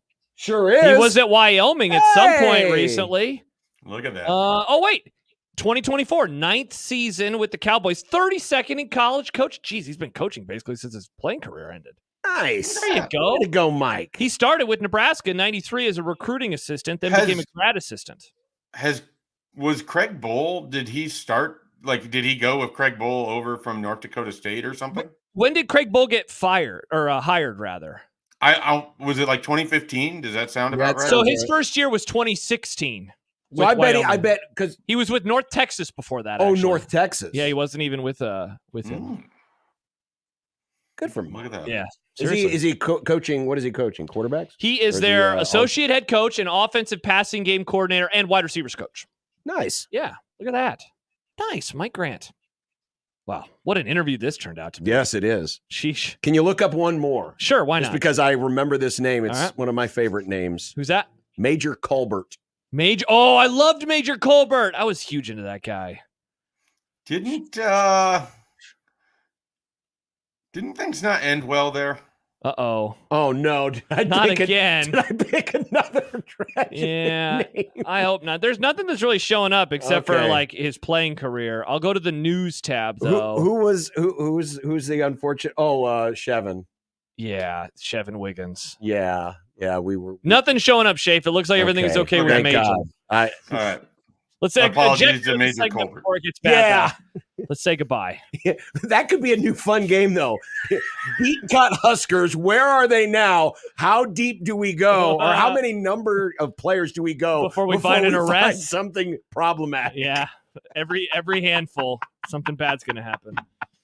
Put this on the programming list for next summer. Topic alert. Oh, that's a good one for the July 3rd show next summer. Yes, I love this idea. All right, Schaefer, appreciate it. Thanks for the fun conversation as always. Yeah, gentlemen, I appreciate it. Have a great week. Bye, All Schaefer. right, there he is, Mike Schaefer, ladies and gentlemen of Husker 24/7. Adam writes in, Manatee High School in Bradenton, Florida is where Tommy Frazier played. Well, it's where they both went. There you go. Right? Because didn't Breon also play at Manatee? I knew he was from Bradenton. I didn't know that. I thought he also played at Manatee. That manatee that high school is named after must be the most cocky manatee in the world. You think so? They named a school after. All right, we got to look up one more because another great Guys name naming dudes. from this team and a good player, Steve Octavian. Oh my gosh, I was such a big Steve Octavian. Remember, he tore his ACL a quarter into the game. He was on pace to sack 80 guys in 1 year. I think he had 4 tackles in the first quarter. All right, he has a Wikipedia page because he played professional football for so long. Wow, his sister competed in the Olympics. That's awesome. Okay, the last thing on his Wikipedia page is from 2013. Let's see if I can find anything. There's really not a whole lot. There's a Daily Nebraskan story from a few years ago that's titled Comparing the 2007 College Game Day Nebraska Team to Now. Oh, that's random. Yeah, it doesn't look like any. Okay. It looks like he's okay. All right. That's all right. Uh-oh, wait. Ex-Nebraska players say broker gave extra benefits, stole their money. Oh, so maybe he got his money he was stolen. one of the, there was, Mary Wong, who Yes. resided in Omaha, paid his rent, cell phone bills, car insurance, and other expenses while he was in school. Yeah. Oh, okay, but he didn't steal anything. No. He didn't do anything wrong. She did a lot of stuff. Okay, yikes. All right. Wow. What a segment. By the way, I am trying to put up a poll question. We'll talk it out through the Gotta break. get the options. But I want to go back to my question about this being the fifth. We're calling this the 5th anniversary of Bill Moose's We Got to Get to 6. From Big Ten Media Days. The response that was in response to a Steve Sipple question. That's about what he said. What would define success in year 2 under Scott Frost? So, what would define success in year 2 under Matt Rule? Okay. We'll talk out the options. And we'll give you the vote or the poll. The poll. Yeah. Next. And we'll look at the forgettable era of running backs. 16-20 the zone.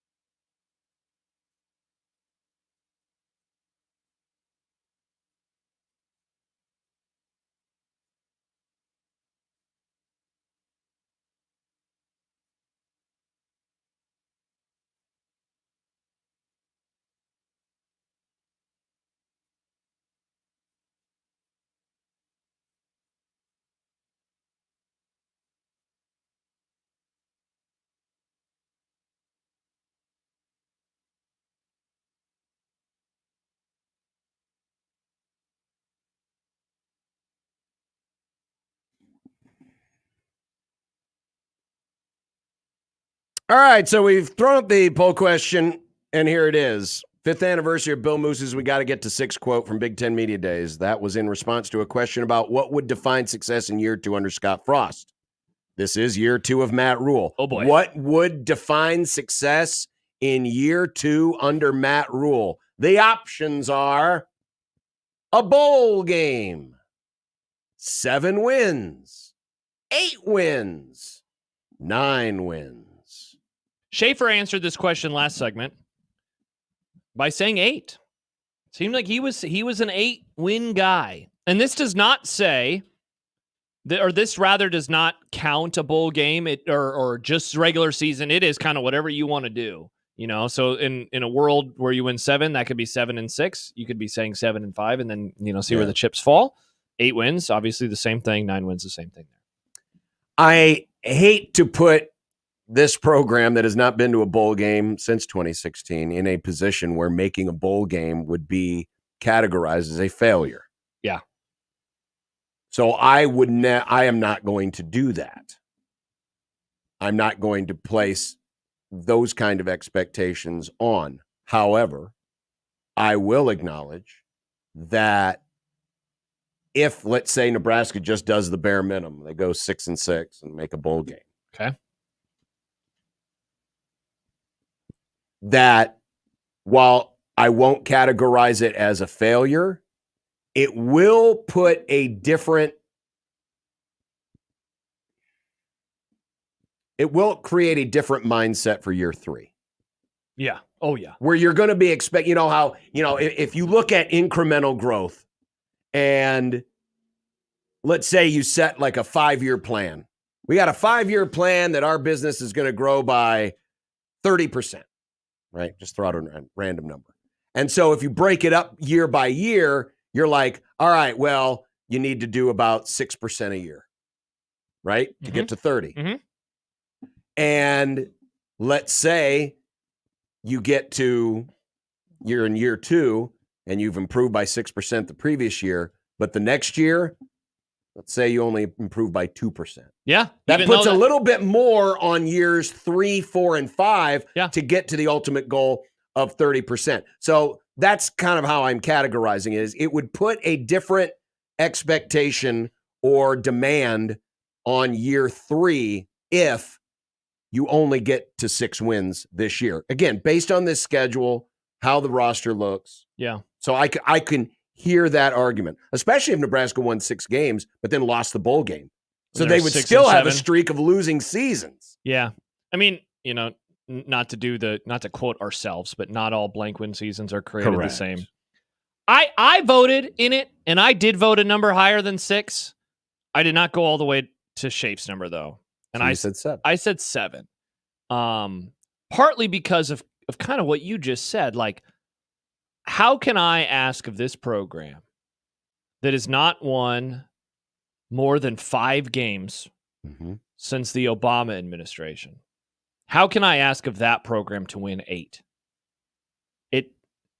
That is 3 more wins than the best that they have done, which they did last year. They won 5 last year. They won 5 in 2019. That would double the number of wins that they had in 2017, in 2018, in 2022. And it would almost triple the number of wins that they had in 2020 and 2021. So it's like, there's a part of me that's like, how can I ask of that? And yet I really did think about voting for that number, mainly because like success is, I think, it's a different way to ask this question. We're asking a question that we have asked many times this offseason, but you're asking it as a different way. But I think 7, even if that's a 7-6 season, I think that is a successful mark because they are above 500. You might be below 500 if you're 6-7, you're literally below 500. So if you're thinking about this question from bowl games, all right, 7 wins guarantees you your first above 500. You're above 500 since 2016. Is that like an awesome year? No. And playing the schedule on paper game right now, it probably seems very disappointing to a lot of people because it's like, oh my gosh, what are they going to do then in the first 5 or first 7? Are because they going to start like 4 the and 3? argument will be made, and I can hear it that you will have you will have folks who are saying, man, you're never going to get a schedule that's going to line up like this. Bingo. Because next year's, and again, it's stupid really to be playing any of these I know on paper. But next year's next year's schedule on paper does seem a whole lot more difficult given that there is Iowa, there is Michigan, there is USC, there is Penn State. Yeah, maybe it's not as difficult as I remembered it being, honestly. Maybe it's the 2026 schedule. So, but you're right. You want to take advantage of this this runway. You really, the 2026, Ohio State, Washington, Oregon. But that's so far away from now. Yeah, it is. Tennessee is on that year's schedule for now. Yeah. It's a great, I think it's a really great question. And I wonder what Matt Rule would say if you were to give him some truth serum. Two things. One, I believe the United States scored. Oh! I didn't see who scored, though. Oh. And we need a sports flash. Oh! Sports flash. Time for an unsportsmanlike conduct sports flash update. Sports flash. From the Sports Flash Sports Desk. From the National Basketball Association. Whoa, John never does these types of updates. The NBA today issued the following statement. Warner Brothers Discovery's most recent proposal did not match the terms of Amazon Prime's videos offer. And therefore, we have entered into a long-term arrangement with Amazon. I know it's France that scored, John, you jerk. We're up 2-0 now, John, you jerk. America's wearing the white kits today, John. Who we wouldn't have a country without the help of. Thank you, France. No, I wasn't looking at, I didn't see how they scored. I was looking at the score bug, and I could have swore that NBC had the U.S. score bug on top. Well, you lied. You lie. I have another I quick wish we had a sports flash. DVR on this TV because I could have swore that they had the U.S. on top. Wow. What's But anyway, that's another story. Yeah. Throughout these negotiations, our primary objective has been to maximize the reach and accessibility of our games for our fans. Our new arrangement with Amazon supports this goal by complementing the broadcast, cable, and streaming packages that are already part of our new Disney and NBC Universal arrangements. All three partners have also committed substantial resources to promote the league and enhance the fan experience. So it sounds like what they're saying is, because the dollars match. Yeah. What we've been told is that the dollars match. Yeah, they just didn't have the other stuff. But what the NBA is saying is, well, but we wanted a streaming partner. Correct. They didn't. And even though they offer Max, they don't offer all that Amazon offers. Right. But man, that is a serious technicality because matching offers implies dollars. Yeah. Not how it's broadcast or who or what the delivery system is. Yeah. Because honestly, I mean, Turner's got Max. Max is popular. They're out there. I can stream games on the TBS app or the TNT app. I wonder how many number of subscribers, Amazon Prime. I mean, if you have the TNT app, you you can stream the NBA. All right. So I don't know if I'll be able to As long find as you have a cable subscription. All right. I just want to make sure. The number of Max subscribers is almost 100 million globally. The number of Amazon is 200 million. So right. So that's a big part of it is the raw number. At least of people. that's what they're saying. Well, and so you bring up a good point though. When we think of matching, we think of dollars. Yeah. Well, Travis says it. It smells like lawsuits and billable hours to me. Yeah, that's exactly what it is. This one will continue Here come the lawyers. Yeah. It does the not, lawyer song, Nick. It does not happen very often that a television network sues a league. Yeah. When's the last time it did happen? I don't know if this was the last time, but I believe Rune Arledge and ABC sued the NBA back in the 70s. That doesn't sound like a real name. It was. No, Rune Arledge was a legend in television broadcasting. Mm-hmm. I believe when CBS took over the NBA in the 70s, the ABC sued the NBA. I don't remember what the terms were why, but that was it. So, Nick, you had a sports flash? Yes, the Rockies, Ryan McMahon hit a 2-run home run in the bottom of the fourth. No, nobody cares. 2 runs just got driven in. No, nobody cares. It's now 12-2 Rockies. Nobody cares. It's 12-2 Rockies. Who cares? You know, That never happens. If the Rockies were nice, they would donate some of those runs to the U.S. soccer team. Yeah. Support America much? 2 more runs and the Rockies get tacos twice. Wow. Twice. By the way, we have had quite a few Scott Frost references on the show today. When we return, not another one. The Philadelphia Eagles and Scott Frost handshake. Here we go. Here we go. Stay Cowboy tuned. fan derangement. You got mad at syndrome. me for talking about my team, and now you're going to do the same thing next segment. The Eagles are not my team. No, First of all, F you, Nick. You're going to find a way to work them in. I promise there will be no working in. You just want to poop talk. No. He does. He wants to poop talk the Eagles. I guarantee you, if this was an Eagles positive story, he would be ignoring I don't believe there He'd are. be blocking people and everything. I don't believe there are positive Eagles stories right now. Everything's so negative with that franchise. If you weren't a Cowboys fan, you wouldn't even care. That's not true. They were in the Super Bowl 2 years ago. Yeah. The Super Bowl, by the way. Joe Biden was running for president 2 years ago. John, things change. The Super Bowl, by the way, is the last game of the season where the winner wins the championship. Wow. And did they win? They didn't, okay. but well, they so got there. They got the same prize that everybody else did, not winning. You get a prize. Exactly. Congrats on not winning. They got that cool hollowed out football NFC championship. That's right. Trophy. You do like that. You do like the hollowed out football.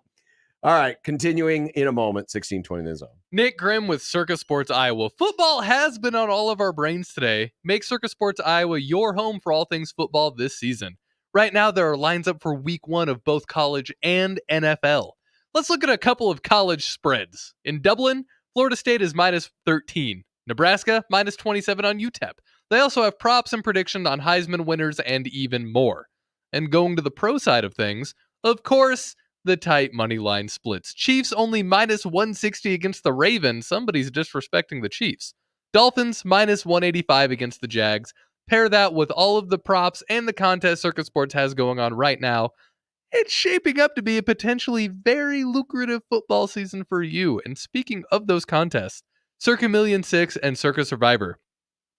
Between both of those, it's $16 million in total prizes, no rake. Details for those at circusports.com. What are you waiting for? Download the sportsbook that gives you the hospitality of Las Vegas in the palm of your hand, anywhere in the state of Iowa. Download Circus Sports Iowa today. If you or someone you know may have a problem with gambling, call 1-800-238-7633.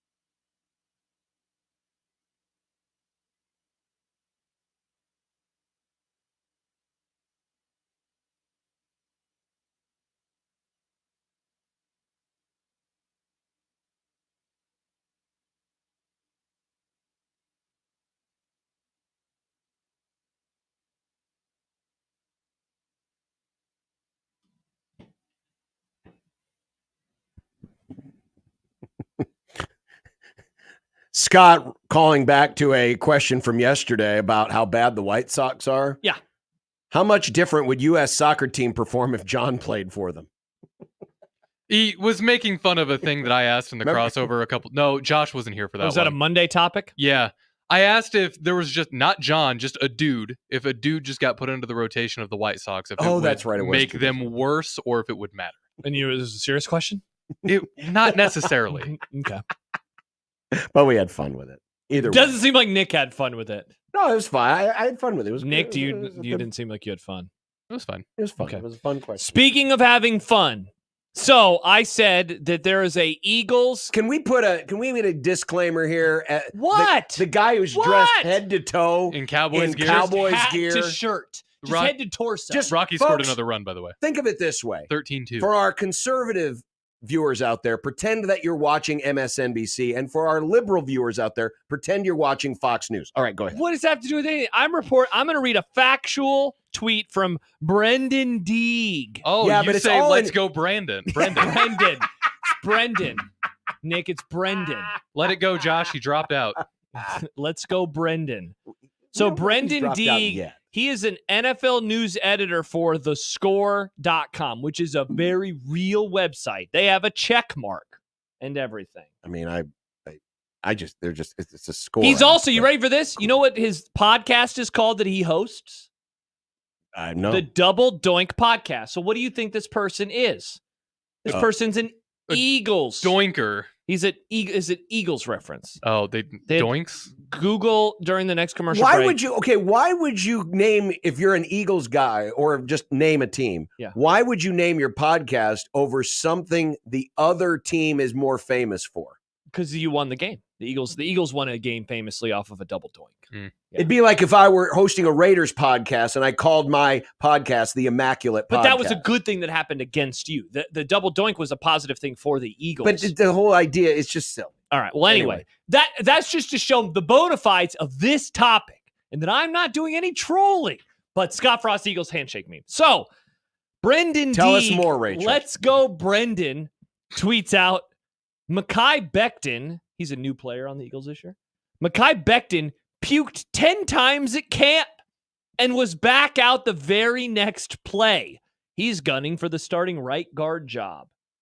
Look at that. He puked 10 times. And then he puked 10 times in between plays. That's a lot of vomit. That's a lot of vomit, Nick. It's a lot of vom. Remember Scott Frost talking about how much they puked? What? Let's go, Brendan. That's what he says.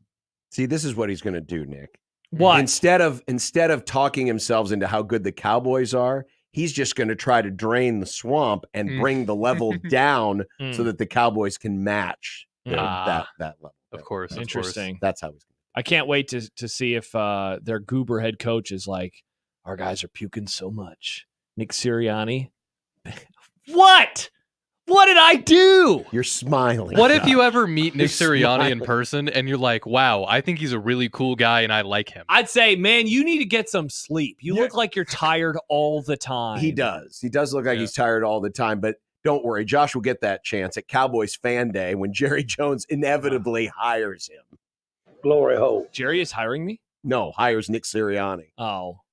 He's a good enough offensive coach. I would take him as like a coordinator. As the head coach. No, he will not be the head coach. Head coach in waiting. No, he's going to get fired in season this year, man. He's not going to be a head coach again. Friends, it has been a forgettable era. Oh. Wow, it's like you had this ready to go asking that question of Schaefer.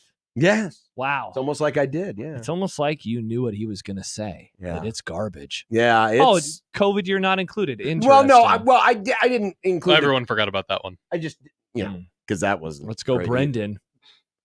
But these are Nebraska's running backs leaders since 2017. Running backs leaders. Okay. Because remember, you had Adrian lead the team in rushing a couple of times. Oh, yeah. But you look back to last year, it was Grant, 413 yards. Emmett Johnson, 411 yards. Gabe Irvin, 196 yards. But probably more stand out is look at how few touchdowns between those three. The top three running backs had just 6 touchdowns. Yucky. And Grant, the leading rusher, averaged less than 4 yards a carry. That's wild because you look back at, and really this is a more recent season problem, because if you look at 19, 18, and 17, the combined touchdowns for the top three, these are running backs, right? No quarterbacks right now? Yeah, no quarterbacks. Top These are the running three backs. combined touchdowns, 14, 15, though those were between two guys, and 11. Mm-hmm. Wow. Meanwhile, it hasn't been above, 8? No. Yeah, it hasn't been above 8 in the last 3 seasons. Yikes. Not great, John. That's why I didn't include 2020. Because it would have, just fewer games. They played 9 games that year. Just fewer games. Pretend stats, yeah. But it has been very forgettable. Just one 1,000-yard rusher, and that was Zigbo. And he, remember, famously, wasn't the starter at the beginning of the year. He was buried on the bench. You have just 3 running backs in the last 6 full seasons that rushed for over 700 yards. Zigbo. Dedrick Mills ran for 745 in 2019. Grant, 2 years ago, 915. Zigbo, 2018, 1082. Wow. Yeah, and then other guys, they're not even getting above 500. But that is woof. It's just been a very forgetful era. Yeah, it has. Of Nebraska running backs. And I bring this up because, you like rubbing people's noses in it. No. Because the Mr. Rubber. This is how you're going to rely on your running game. You're not relying on your quarterback, which is why, and Josh missed this on Monday, we debuted a new character here on the Grum. Oh, what's this new? I love this character. Mr. Rubber? Throw the ball guy. I love this character. Oh, that's Jack Mitchell. Jack Mitchell is throw the ball guy. Well, he's now here on this show. What does he look like? So he looks a lot like me. So no. Throw the ball guy needs to be a younger person. I am throw the ball guy. Run the ball guy looks like this. Young throw the ball guy needs to have a backwards hat. Not anymore. I mean, when you consider how long it's been since the throwing game has been the more prevalent style of moving the ball in pro and college. It's been a while. Throw the ball guy is now definitely in his 50s. Wow. You got to remember, shout out to Gen X for finally getting something. I saw the run and shoot. I saw, Yeah, you probably hated it. This is stupid. They never did win any championships. They won a Heisman, though, John. They won a Heisman. Back when we liked the Talk Heisman. about forgettable Heisman winners. Andre Ware. Yeah, that's true. Oh, that's a fun topic. Very forgettable Heisman. How many Heisman winners? A lot of people would probably say name? Eric Crouch. Yeah, they probably would, unless they're around here. But yeah, you're throw the ball guy. Turn your hat backwards. Well, because throw it, bro. You got to maximize what you do best. 100%. And I think what they're going to be able to do their best is throw the ball. Yeah, and that's why, and Schaefer said it in the segment about an hour ago. Oh, wow, USA's down 3-0 now. They need to run the ball to set up or to really allow the defenses not to tee off on Dylan Raiola. Mm-hmm. Like, that's going to be what it comes down to. They will not run to pass. They will pass so they can run the ball. But they're going to need, I don't know. I'm trying to figure out like what it would be a good year. If they could have a rusher get to 700 yards. Well, is that doable? Honestly, what you have to, because remember, EJ Barthel doesn't like a running back going more than one play in a row. To be fair, and look, I understand your concern. Are we sure that that's his operation, or was it that that's how we felt with last year's group because he didn't like the group last year? I think it's the way he wanted Anthony to go. Grant was bad. Like I wouldn't trust that guy. I know, but he was down to a true freshman that I cannot imagine they expected to play. If someone's bad, you don't play him. I think this is what they want to do. I don't think they want to have a bell cow. And if that's the way they would want to do it. I disagree. If they had one, I think they would, but they don't have one. You can't want a bell cow when you don't have a bell cow. Yeah, but It'd be like saying, John, we want to throw the ball 50 times a game. And it's like, okay, cool. Who's your quarterback? Joe Daly. That would be stupid. So trying to do a bell cow with any of those guys, I don't think it would have worked. Again, I hear your criticism. No, I just disagree with it slightly. But I'm mostly there with you. You got to prove it to me. Well, the running backs got to prove it to them. But if you could get the top 3 combo because last year you're looking at how many yards is that? That's a little more than 1,000. Little more than 1,000. Cannot be that. Year before that, about 1,200. Yeah, what's the most on this list? The most is 2018, right? Because that's what 1,700. Yeah. Looks like 2019, you're talking about 1,300 yards between the top 3 running backs. 2021 You're looking at 300, Not a very little much. less than 1,000. If they got to 1,400 total, would that be enough? That'd be good. That'd be really good. That'd be way second best on this list. If they got to 1,200, that'd be 2022 numbers. If they got to 1,200, is that too little? I don't know if that's enough. Okay. Because remember, this is just running backs. You're not going to be asking your quarterback to get any of these yards. No, you are not.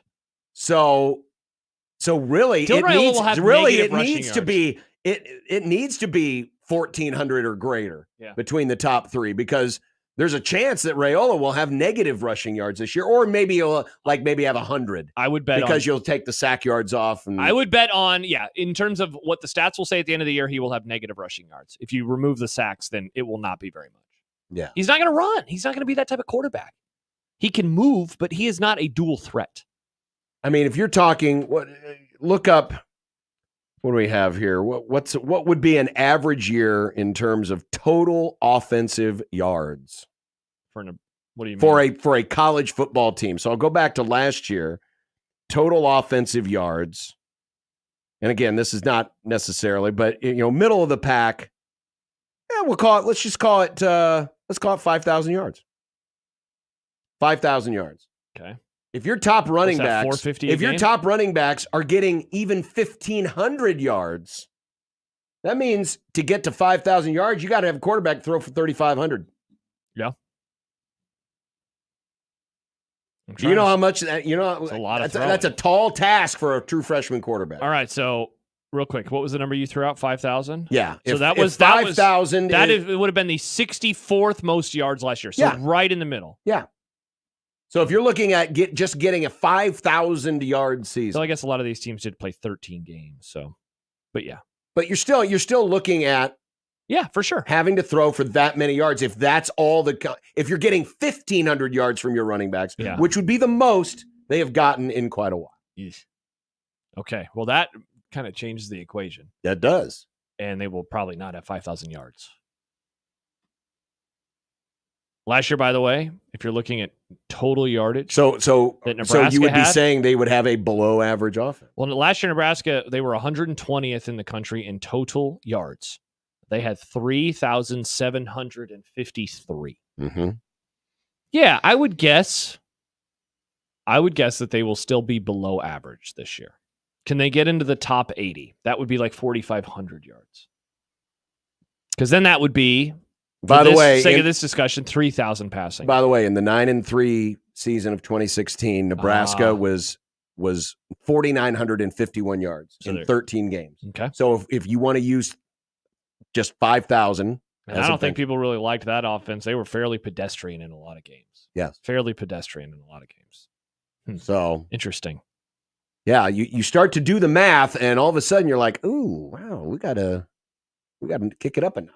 Yeah. All right, still to come, we got to run that Matt Rule audio. Got to hear from Matt today. Speaking of audio from Big Ten Media Days, we have some other audio that we need to run too. We do. Audio. Yes, we do. So we'll hear Matt Rule's press conference. We still have 25 teams. Yes. What time? 4:30. 4:30 with that. All right. Dealer choice. Do you want to hear Matt Rule first, or do you want to hear from the coaches in big bites? Well, I mean, because then we'll get to the Foster audio, right? Mm-hmm. Let's do that first. All right, big bites next. 1620 The Zone.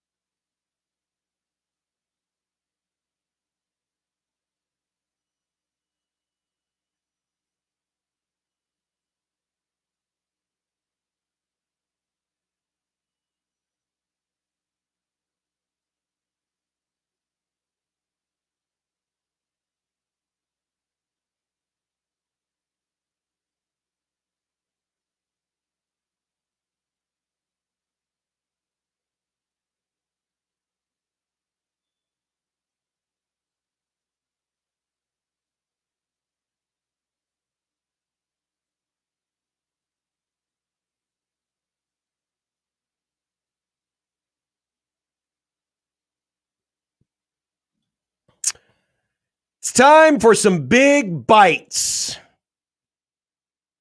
And oh, what bites it was.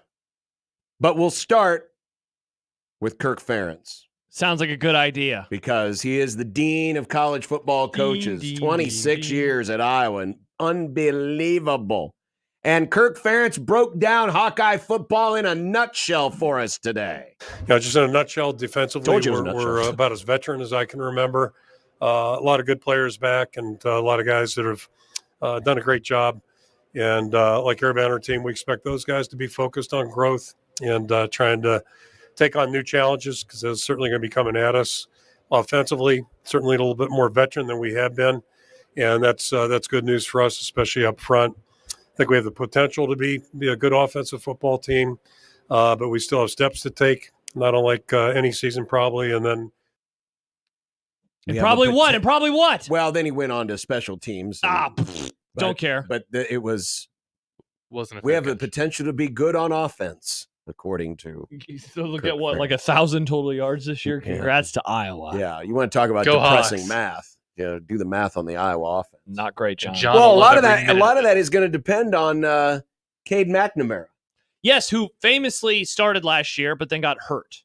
Also, remember in the preseason, there was like a video of him at a practice where it seemed like he got hurt, and it seemed like that was overblown. But then he actually got hurt in the season. Well, and Ferentz alluded to that here today. We played against him right here on. By the way, he's talking about playing McNamara 2 years ago when he was in Michigan. We played against him right here on this field a couple of years ago in December and got to see him that entire season on film. So we had great respect and admiration for him as a player, a competitor. Unfortunately, for our fan base and the media, none of you guys have seen him play full speed, thus far in an Iowa uniform. So I'm eager to see him, perform for us this year. Nobody's more eager than he is, and hopefully he's not too eager.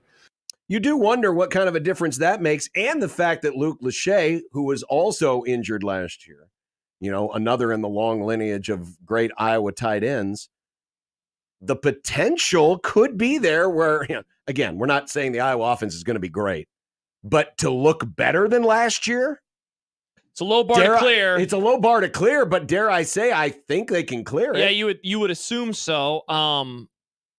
I asked a question of Schaefer earlier, like, what does Nebraska want of their offense this year? What do the coaches want? I would ask the same question of Kirk Ferentz because, while Brian caught a lot of flack, and rightfully so, it's not like he was doing that stuff on his own volition. This program is in his dad's image, and his dad's image is defense and special teams, and, don't make mistakes. It's just that the offense swung so far past the don't make mistakes category into being an outright tire fire that it put way too much pressure on the defense and the special teams. If they could just improve just a little bit, John, they're not going to win a national championship, but they could certainly compete for a playoff berth.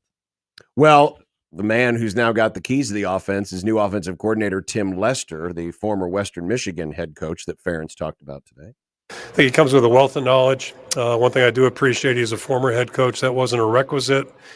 But I also, quickly in the conversation, I think he's got a deep appreciation for how football works, how offense can complement defense, special teams.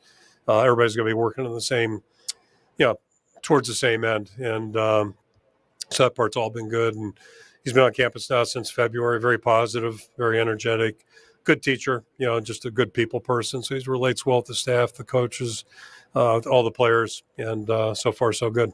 I mean, if Iowa puts up 30 in a game and looks good doing it, they might build a statue of Tim Lester.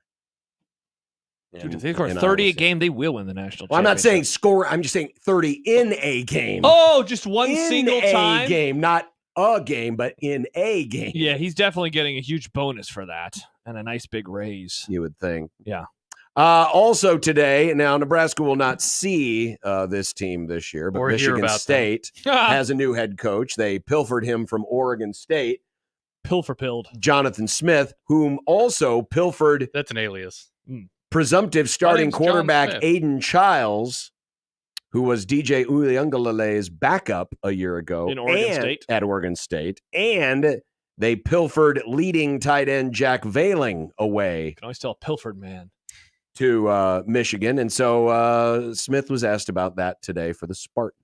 Yeah, we feel both those guys on and off the field are great additions. They had a good amount of options to consider, and so we feel great that they chose to come to our place.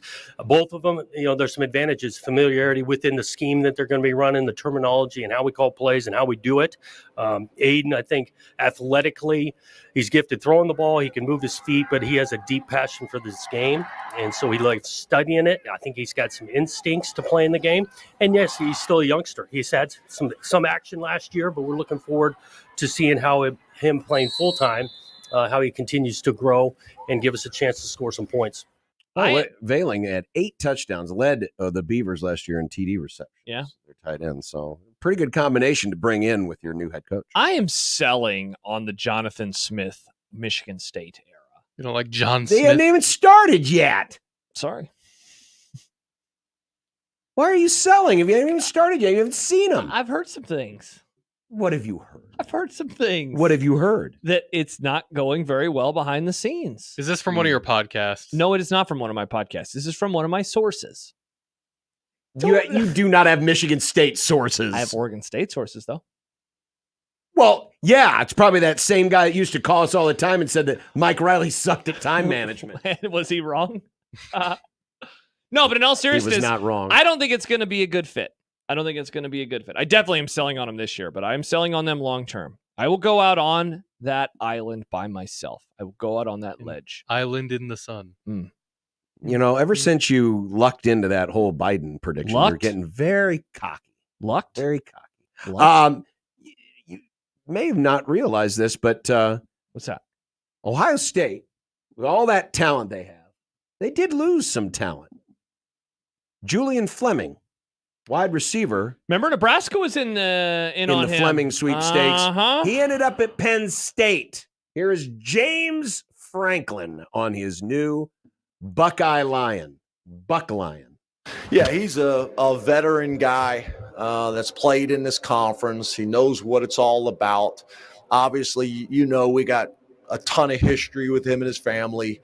Recruited him very heavily out of high school, but he's thriving. He's very comfortable. He's very confident. He really got on campus like most guys should do, kept his mouth shut, worked, earned everybody's respect through that first, and now is really developing into a leader for us. His improvement from the end of spring to now, he is healthy and lean and explosive and fast right now. And just from the feedback from the players over the summer, has really done a nice job. Looking all the metrics and the numbers from our strength staff is in a really good position. I think he's got a huge chip on his shoulder. See if his quarterback can throw him the ball. That guy was so risk averse last year. Drew Aller was. Aller. So risk averse. And it cost him. It's why they were a 10-2 football team in the regular season. Their offense was doo-doo against Ohio State and against Michigan. Just so bad. Instead of this, Mike Riley. No, wow. Lincoln Riley quote. You said you had. Well, these are off. These are the side session. Yeah, but I have a couple. Okay, you want to hear some? Let's hear these instead. All right. So this is more interesting what he had to say. All right, these are from Brett McMurphy. The first one was about future scheduling challenges. Yeah. He mentioned Alabama's scheduling model under Nick Saban. Alabama didn't schedule for their fans. They scheduled to win championships. I believe that is him doing his best to say we will be bowing out of some of these non-conference like he already games. has done and tried to do. Yeah, exactly. So right now, moving forward, for I don't know how much longer the contract lasts, but they do have a deal with Notre Dame. Like Notre Dame is always on their schedule. But USC, and we have given them their flowers many times over, they famously play 11 power conference games every year. This year it's going to be LSU. Last year, I'm trying to remember who they played in the non-conference last year. But they do this pretty much every year since the Pete Carroll era. They play Notre Dame and they play another school. And so I'm guessing that will say goodbye to those other schools. USC will probably play the Big Ten 9. They'll play Notre Dame, and then they'll play 2 dregs, as I referred to them yesterday. Ow. Sorry, Nick. Okay. So that's one of them. Also, this one, I think a little spicier. This is McMurphy again. USC's Lincoln Riley said it's possible teams may rest players in regular season if they've locked up spot in conference title game /playoff. You're going to, this is him now, you're going to be put in some interesting positions. We're going to have to make those decisions. So you're given the side eye. I am also going to give this quote the side eye, mainly because you lose and your seeding can still wildly change. Yes. Like, even if you locked up a trip to the conference championship game. So let's say that they've locked up a trip to the conference championship game. Which I don't think is going to be that easy, again, because of all the tiebreakers. The tiebreakers, but there's just many more variables. All right, so let's say that that's the case.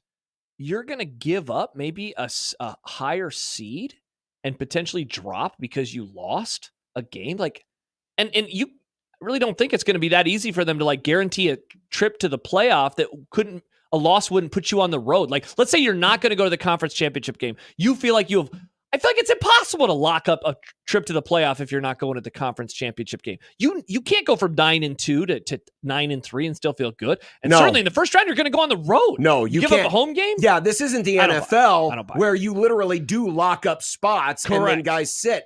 This is still a subjective formula. Correct.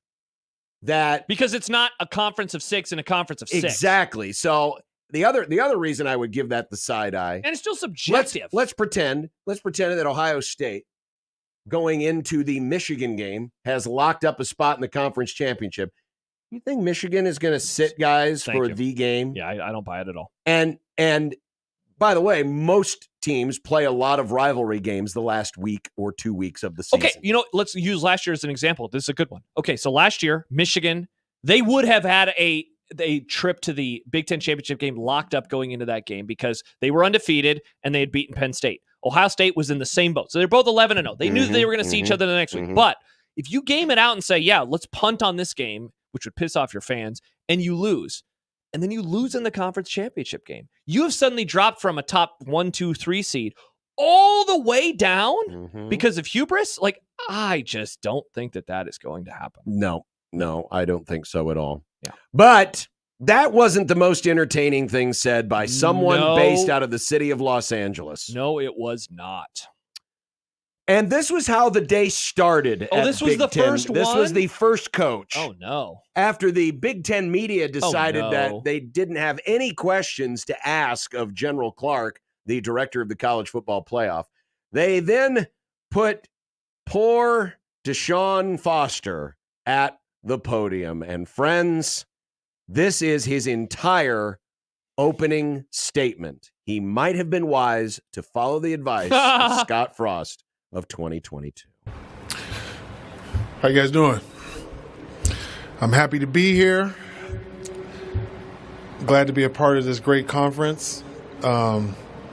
Finally putting two great emblems together, UCLA and the Big Ten. We're a school that's won, 123 championships, so this fits us being right in this conference. Football-wise, we're just excited. I'm sure you guys don't know too much about UCLA, but our football program, but we're in LA.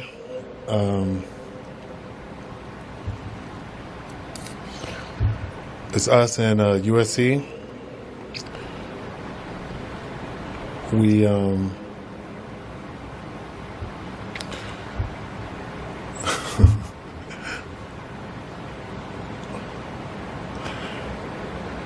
I'm just basically excited, really. That's it. Any questions? Oh, my. How do you not have some sort of at least a note card? JD Vance is like, thank God somebody was worse at a podium this week than I was. That was so uncomfortable. I said it. I told the story earlier. One of my friends said it in the group chat. And so I'm watching it, and you said it about halfway through. It's like, it's a little weird, but it's not that bad. No. But once he gets into you might not know a lot about UCLA, but we play in LA. Then and there's no punchline. He's not making a joke. And then he's like, in USC. You might not know much about us. Oh, boy. Oh, yeah. Oh, this boy. is like some expansion franchise. See, the way I took it is he was trying to make a joke, but he delivered it in such a way to where there's it wasn't a good joke to begin with, and the delivery was bad. No, you could tell by his body language he wasn't very comfortable. I did, yeah. I that was the vibe I got as well. Not great. Not great. Not great. Listen, you don't have to be the greatest communicator in the world to be a good coach. No. Just like being a great communicator doesn't guarantee you're a good coach. But man, even if all you do is go up there and say, man, we're really excited about the season. We've got a lot of great young men here. Excited to be in the conference. Any questions? Yeah. If I would have He given a just kept speech, going. if I would have given a speech like that in my high school speech class, I would have failed. You would have gotten an F, Nick. You would have gotten an F. That's a good point. So yeah, I wonder how this is going to go over there in Westwood. This is going to ruin the tour. I mean, there's not a lot expected of UCLA anyway. No, they were near the bottom of the 1620 The Zone, at least my 1620 The Zone preseason media poll. I need to do mine. Jeez, Nick, he needs it by tomorrow. He does. He does need it by tomorrow. Wow, unreal. Sorry, Nick. Yeah. Nick, apologize to Nick. CJ says that was hard to watch. It was hard to listen Aaron, to. going back to the Lincoln Riley stuff, texts in, you want home field and maybe a bye. What a dumbass quote. It also doesn't happen all that much in the NFL, and it's a vastly different model than playing at home. Yeah, again, NFL, you can get literally locked in because it is objective in the NFL. Mm-hmm. You have to do certain things to qualify. It's not a selection committee. Whereas if you were to lose a game and then lose the conference championship, that would drop you out of the bye into the home, into the road category. Possibly, yeah. You don't want that. No, you're not. And again, even if you do have a team that has an insanely good year in a year where not a lot of other teams had really good years, you've got rivalry games the final week of the season. Yeah, I just no don't buy one's going to tank. I just don't buy it. No. I don't buy it. And look, maybe you and I will look like idiots in a few years because teams will talk about them. Oh, we already did. I think that we are going to be okay. Yeah. I'm not sure what he was trying to go for there. Mm-hmm. If he was trying to sound early alarm bells because of the whole, people are going to opt out of bowls conversation. That's not a good day for the people from LA. No, it was not. They needed Sean McVay. Interesting. The best football coach, the only football coach in Los Angeles. No, don't forget about that other coach. What other coach? He wore cleats to practice today. He's going to win the AFC West. His name is Is there some Jim. is there some JUCO Big in LA? Jim Harbaugh. Right on that horse, Jim. Screw you, James Harden. It's Big Jim Harbaugh time now. Still to come, we will hear Matt Rule's press conference today and get some thoughts on that because opposite the LA coaches, I thought he had a really good day at the podium. He was very solid, even though he was asked a weird question at the end. I'm surprised he was only on stage for as long as he was. You only had 15 minutes. Yeah, you had 15 minutes. That was it. They played the music. There's a time limit. Yeah, they played him off the stage. No, they didn't actually play him off the stage. But coming up, they did play him off the stage. It was like, I want to live forever. And he's like, oh, time to go watch my favorite commercial. I hope there's a sad version of that song. Like we have a sad version. You could make one. I could. Yeah. Sorry, John. What were you going to say? I'm so glad that commerci's dead. We do have the numbers now. We do have the numbers. The settlement, the unsettlement is now in and still to come. We are going to talk 25 teams and 25 grums. With the voice of the Panthers? Yes. Wow. Northern Iowa today in 25 teams and 25 grums. And we're closing in on dumb debates today as well. Wow. And the United States lost. 3-0. Also, more updates on the NBA TV contract for you, John. Something that we have all been wondering about. I have the intel. Oh. Also, the Rockies scored 2 more. Nobody cares! 15-3. Nick, no one cares when John gives his Cubs updates. Double that when it's Rockies updates. Bases loaded, full count. Nobody cares. 16-20 the zone.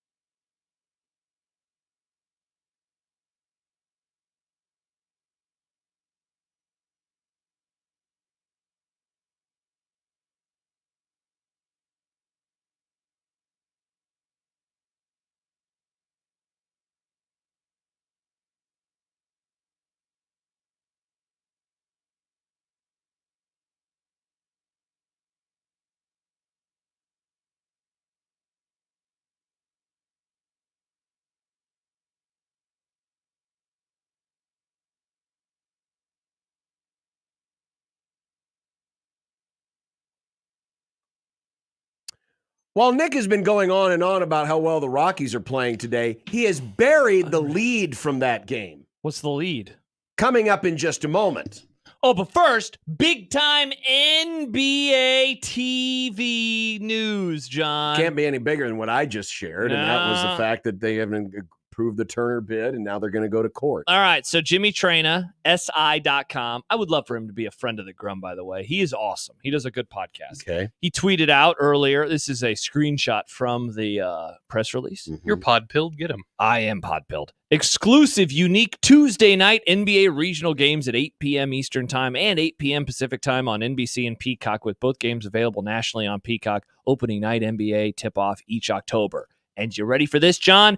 NBA All-Star Game and iconic Round Ball Rock theme music to return to NBC and Peacock, plus All-Star Saturday Night. Hosted by Jack Collinsworth. Nope. Looking forward to him calling every game. It's going to be great.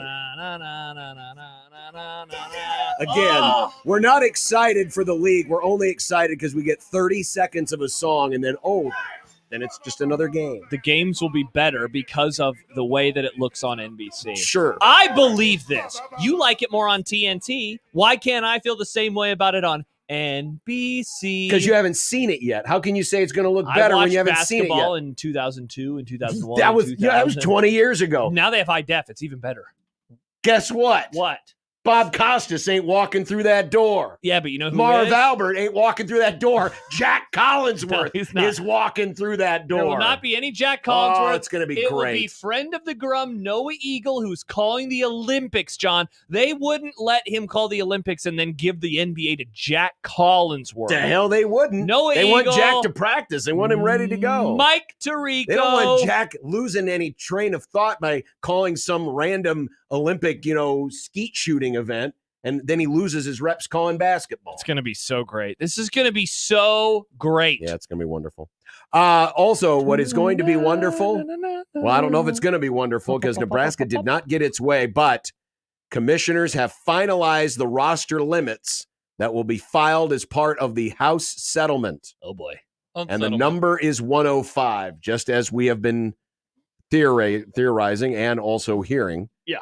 Men's and women's basketball, 15. Baseball, 34. And what are roster sizes right now for baseball? Well, I know the scholarship is the scholarships are 11.7. So this is now. You now have. This is real quick. There's a question. So are scholarship limits in football changing? I mean, it's all fake and pretend because it's 85 right now, but with NIL. Well, theoretically, the scholarship limit is now 105. So in baseball, it's now 38. 34. Congrats to the North and all of your previous success on college baseball. It's gone now. You are done.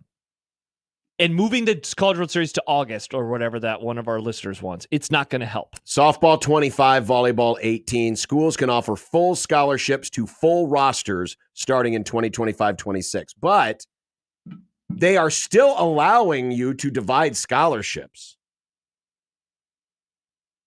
They're still what? You can, from what I understand, if I'm reading this correctly, that there is still every sport now is going to be an equivalency sport. Am I reading that right? I want to double check and make sure I have this right. Okay. Yeah. Another key change to the scholarship structure: all sports will be considered equivalency sports, meaning partial scholarships can be distributed to players. So you could divide them amongst the 34 guys?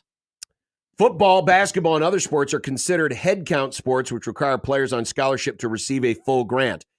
This would give Matt Rule the option, if he wanted to, of 105 scholarships. Well, or to divide scholarships up between players. Why would they do that, though? If a school wasn't willing to... Nebraska's going to go. They're the wrong example. Nebraska's going to go to the max. But let's say you're an FCS, you're a low tier FBS team. Ohio. You can't afford 105 scholarships, but you give some partial. But you can now give some partials. So let's say you only intend to keep 85, but you want to have a 105-man roster. You can give some partials. You can give some partials. Okay, interesting. Also, that is a new thing now. Huh? Odd. Very, very odd. And this will be 2025-26 is when this takes effect. Okay. But yeah, definitely for baseball, it's huge. That's massive. Yeah. Huge. Because schools can now decide if they want to give 34 full scholarships to baseball players? Certainly. Wow. I wonder how many schools will do that. Or what will the number kind of slot into? How many full scholarships? I mean, your average, I think, I don't know what the average number is, but I would say that there's probably 40 to 45 guys on a baseball roster. I don't want to count on the air, but I'm looking at Nebraska's. Usually, I want to say it's in. I mean, maybe some schools are above 50. So getting just from number 0 to 30 for Nebraska, it looks like 4 numbers are missing. So that's 26 players right there. Mm-hmm. The next 10, it looks like you're missing about 2. Yeah, you're probably right. It's probably about 40 that were on the Nebraska team this year. Right. Without me literally counting on the air. Right. But yeah, I mean, the possibility now that you can offer scholarships, you can offer up to 34 scholarships. Yeah. That's a huge change for baseball. Yeah, seriously. Huge change. So that's what's going to be filed on Friday. Now, remember, this doesn't make it official because the judge in the case still has to approve what the two sides have agreed to. If she doesn't like anything that she sees, she can send it back to him to go back. I have no idea what she's going to rule in this case, but we'll see. Yeah. It's getting closer. And Nick, you have successfully buried the lead. Because I wasn't sure what was happening until recently when I saw the other things. Because I saw the benches clear, but I didn't know what the reason was until. So there was a over the benches break. clearing incident in this Rockies-Red Sox game. Yep.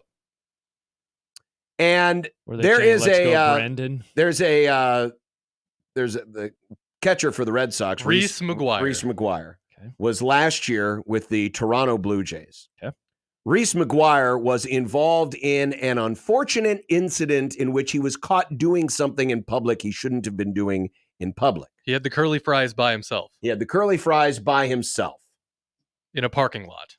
So today, I didn't see what precipitated the argument, but Rockies pitcher Cal Quantrill, The best pitcher on the team. can be easily seen, and the lip reading is clear. And thanks to at Dan Cleary 79 for reading the lips properly. Thank you, Dan Cleary 79. But Quantrill is easily seen saying to Reese McGuire as they're having to be separated, "You jacked off in a bleeping parking lot, you dumb bleep." Yup. Holy God. Yup. Wow. Yup. He used the callback. To make it worse, so when he was arrested, Reese tried to talk to the cop, talk his way out of it. He's like, "I understand that having my pants down in public probably wasn't the way to do it. No, correct. So That's maybe illegal. don't arrest me. Interesting. I've learned my mistakes suddenly. Wow. Now that I've been caught." Wow. Yeah. Wow. Yeah, he was in a mall parking lot. This happened back in 2020. Weird. This is all very strange to me. Mm-hmm. Talk about a callback. The Rockies lead the Red Sox in the bottom of the 7th, 19-3, by the way. Can we talk some football, please? This is enough baseball for my taste. You weren't entertained by that? No, that's a very funny That story. was very though. entertaining. That's a very funny story. Well, speaking of baseball, Northern Iowa no longer has it. They dropped the program about That will be our 15 first years question ago. for our next guest. When will they bring back But baseball? J.W. Cox, the voice of the Northern Iowa Panthers, will join us. It's 25 teams and 25 grums next on 1620 The Zone.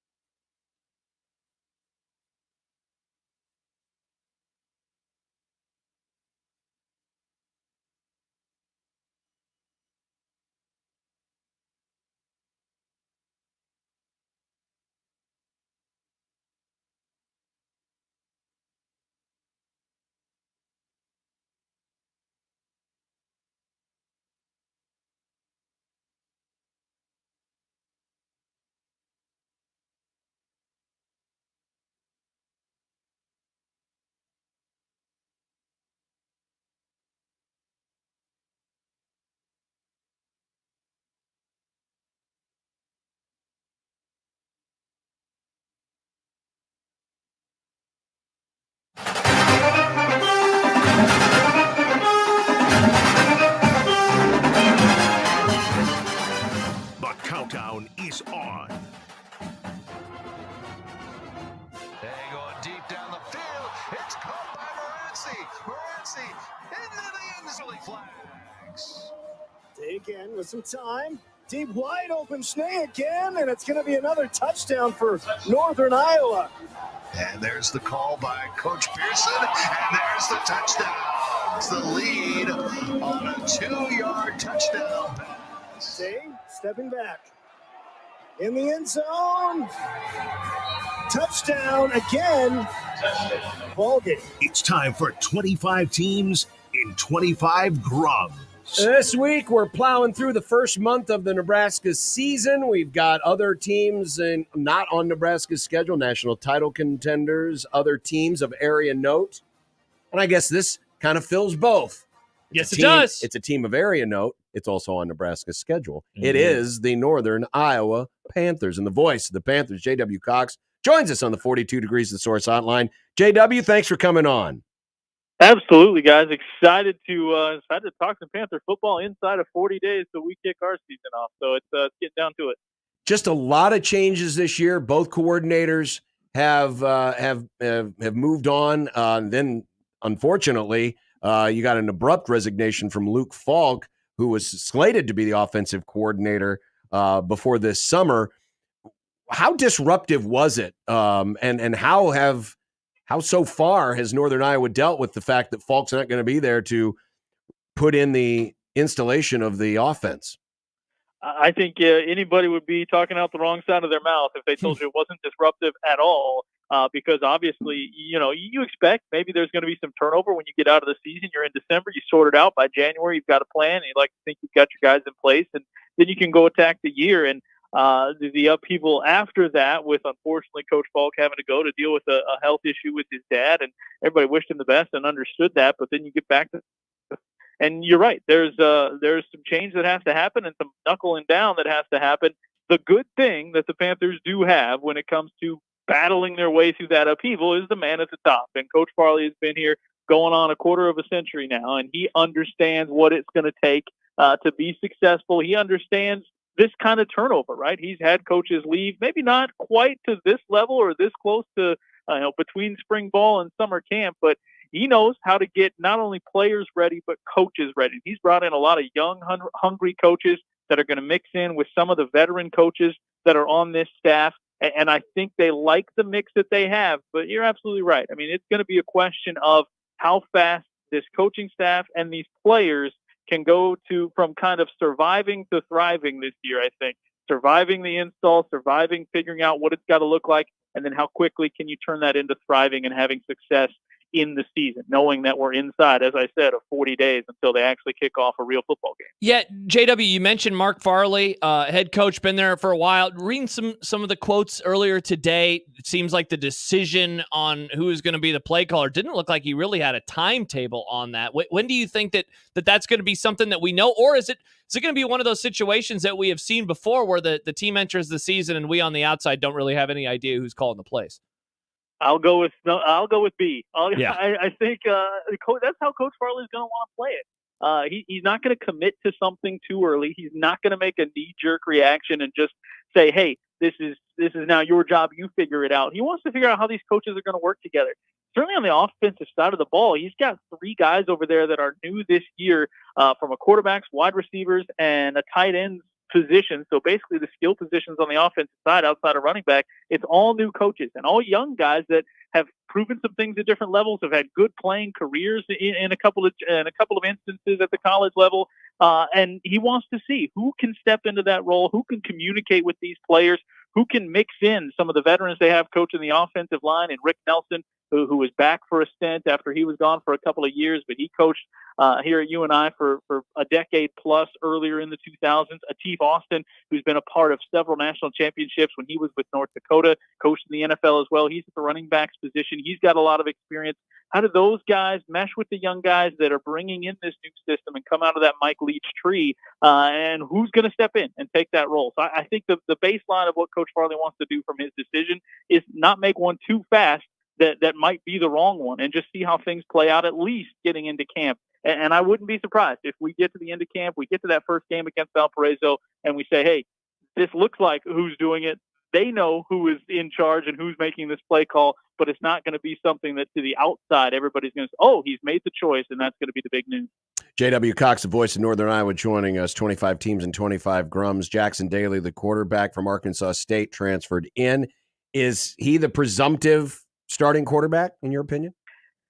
I wouldn't say so. He's going to battle it out. I think we're going to have a true quarterback competition, at least at the very start of camp. Jackson's going to have every chance to seize that role, no doubt about it. He got high praise with what he did in spring ball and the way he not only ran the offense and was a part of getting that team up and down the field in that spring game, but the way he came in as a transfer, as you mentioned, and still earned the respect of the locker room and the huddle. Now, the flip side of that is the guy he'll most likely be battling with most is Aiden Dunn.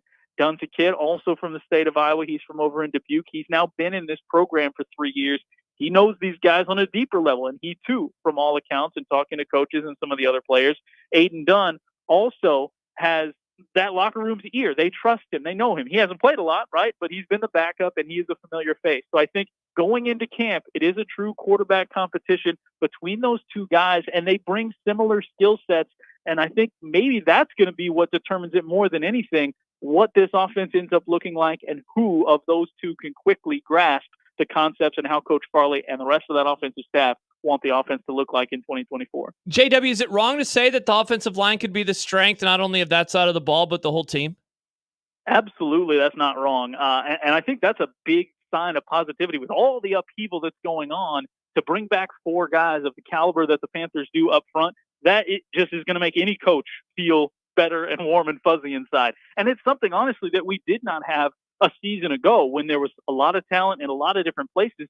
The offensive line had some talent, but they had never played together. And you look at the first 2 games that the Panthers played last year, and our quarterback, who was very good and put up some all-time numbers, Theo Day, he wasn't protected. And the offensive line would say that. The coaches would say that. Once they got it together, about week 3, that's when things kind of settled in for that offense. And so bringing 4 of those guys back, and then whoever will replace our center, Chase Aarons, who was just a great story of a kid that was basically a walk-on who came on to be a long snapper and was in the program for 6 years, and in his 6th year got to start at center and held that position down so well. They will have to have a new center, but it's going to be a guy with some experience along the offensive line who's just going to have to move into that spot. Now, as anybody knows, that's easier said than done at that key spot on the line. But the guys that they have to make that offensive line around a new center are definitely going to make that a strength of this team going into the year. Voice of Northern Iowa, J.W. Cox, joining us here on the 42 Degrees of Source Hotline. Northern Iowa, 25 teams and 25 grums. Only 2 starters back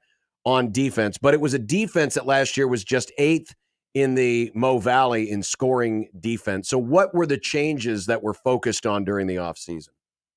I think the biggest change is just getting guys to believe in their own opportunities. I just sat down and did an interview that'll come out later this year with one of those new defensive coaches, Bryce Jones, who was a guy who played at Boston College and played at Akron and played in the NFL. He was excited about the guys that he could just come in with a clean slate with, and whether that was transfers or guys who had been in this program before, he was excited to preach to them, hey, this is a year of opportunity because we are replacing a secondary. We're replacing a lot at linebacker. So you can determine what that defense is going to look like. And I think from Bryce's standpoint, the rest of the defensive coaches, and then certainly Coach Farley, who has made his name and made his reputation on coaching the defensive side of the ball, I think he's excited with those pieces and the moldability of those guys. Not that the guys who were veterans last year weren't moldable and weren't going to buy into his system, but he's kind of like a kid in a candy store with some brand new shiny toys that he can figure out how best to use them. So I think that personnel change and that shift in mindset to seeing it as an opportunity to step forward and really seize control of this defense with some of these players, that's going to be that biggest difference that will make this a defense that people around here are more apt or more used to seeing under Coach Farley. And that's a defense that is a lot closer to the top of the Missouri Valley Conference and all of FCS than where they were the last couple of years. JW, the preseason poll for the conference came out yesterday. Northern Iowa was picked to finish 8th. If that is going to be incorrect, and it's going to be because Northern Iowa plays better than that and they finish higher, what do you think is going to be a reason or two why? I would say that the quarterback question gets settled earlier than late, right? We all know that if you linger out a quarterback question with rare examples, you need to have a guy and you need to be behind that guy and have him have success. So whoever that is, whoever that becomes, If that question gets settled earlier than late and allows this offense to settle in, that will be something that helps springboard them to a good season. And then I think if they get the kind of linebacking play at that first level behind that defensive line that they want, that will be a key to improving this defense. But I'm going to go back to what I kind of started with. It's all got to start fast, and how fast this team can pick up the systems that the coaches want on both sides of the ball. They're going to go into camp, and I don't know if you can do it in a month of camp, but they're going to go into camp just kind of taking in all the information, finding ways that, hey, this is how we do things at UNI. This is how we want this season to look.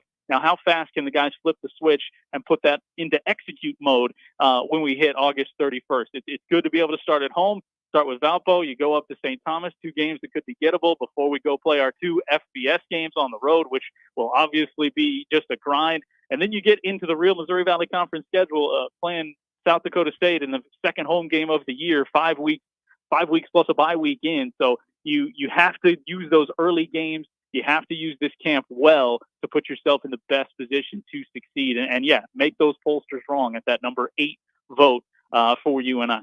J.W. Cox, who will be in Lincoln in about 7 weeks or so for the Northern Iowa-Nebraska game. J.W., we appreciate it. Thanks a lot for joining us this afternoon. Absolutely, guys. Can't wait to be there. That's going to be a fun one. Thank you, J.W. Cox, the voice of the Panthers, joining us here. 25 teams in 25 grums. Mark Farley's been there since 2001, had a great first decade, won 7 Mo Valley titles in that first 10 years.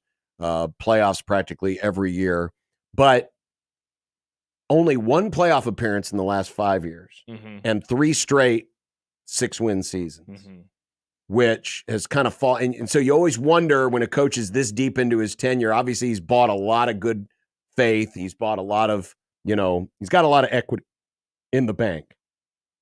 But for a program like this, which has achieved at a higher level, you wonder, at what point does fatigue set in a little bit amongst the fan base? Definitely. And changing over the offense and losing him. By the way, Luke Falk, former Washington State quarterback, who was the one who was coming in to initiate the new air raid offense. And he resigned last month because of family issues. Yeah, family issues. And so it's a real jarring thing to the guy who's going to be the architect for your new offense. And then all of a sudden, you're not starting from scratch, but you're having to adjust on the fly with not a whole lot of time to do so. Yeah, that's pretty brutal. And like we talked about, not most likely going to be an announcement on who the OC is. But Falk, I remember that guy playing in college. And so he was going to bring a different type of offense in. Late resignation, how does that change things on the field for them? Obviously a game that, Nebraska should win comfortably. The spread, assuming that they get off to a solid start. It's 4 touchdowns in the opener versus UTEP. This one, might not see a spread until the end of the week, but probably is going to push about 40 points, 35 to 40 points, somewhere there would be my guess. And Nick will be there in the building. His first college football game ever? First Nebraska game. My first college football game, my only one was UNO. They lost. Wow. R.I.P. Wow, you were just a little squab then. Yeah, I played rec center football when I was a tiny baby Nick, and they took us there for the end of season. Wow, that's a nice. Yeah, we did pretty well that season. You got a prize. We did that and went to the rec center. Coming up, it's Dumb Debates. Dumb Debates. Yeah, Dumb Debates is up next, and we still have to hear from Matt Rule. Oh, by the way, yeah, did you hear the news? Oh, the Big Ten song news. Is that what you're talking about? I have no idea what you're talking about. Like this is far more important news. From Max, where he said Commissioner Petiti was asked about the commercial today and said it would be back with all the teams. Commissioner Petiti didn't speak today. He spoke yesterday. Maybe he spoke again today. Maybe you missed it, John. I want to live forever. What are you talking about? He's back. He's back. Ron Brown will be coaching fullbacks and returners. Eye roll. Wow, you're talking about a guy who's had a lot of success at Nebraska as a coach, and he's not even. This is part of the new not having to go on the recruiting trail. He can just coach the guys and be done. Yep. I wish that he would be done. Wow, no faith in Ron Brown. You know how many rings he's got? He's got many rings. Do you know how many rings he has this century? No rings. None. How many rings did you get this century, Josh? 2. Yeah. Fair. Yeah. Dumb Debates is next on 1620 The Zone.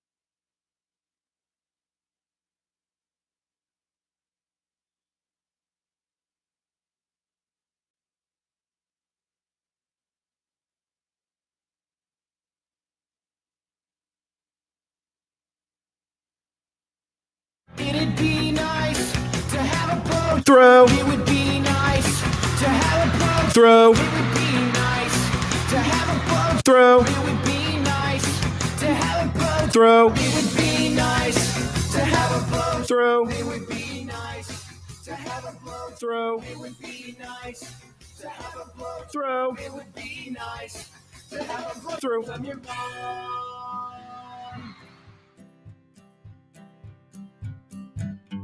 Listeners and not to, we did anyway, dumb debating. John's computer sucks, Macs are the only way, dumb debating. Fullbacks are running backs, hamburger steaks. Josh is too dumb to eat a cupcake. Mayo in a base. Does John like Nebraska or Creighton? Just three radio hosts on air, dumb debating.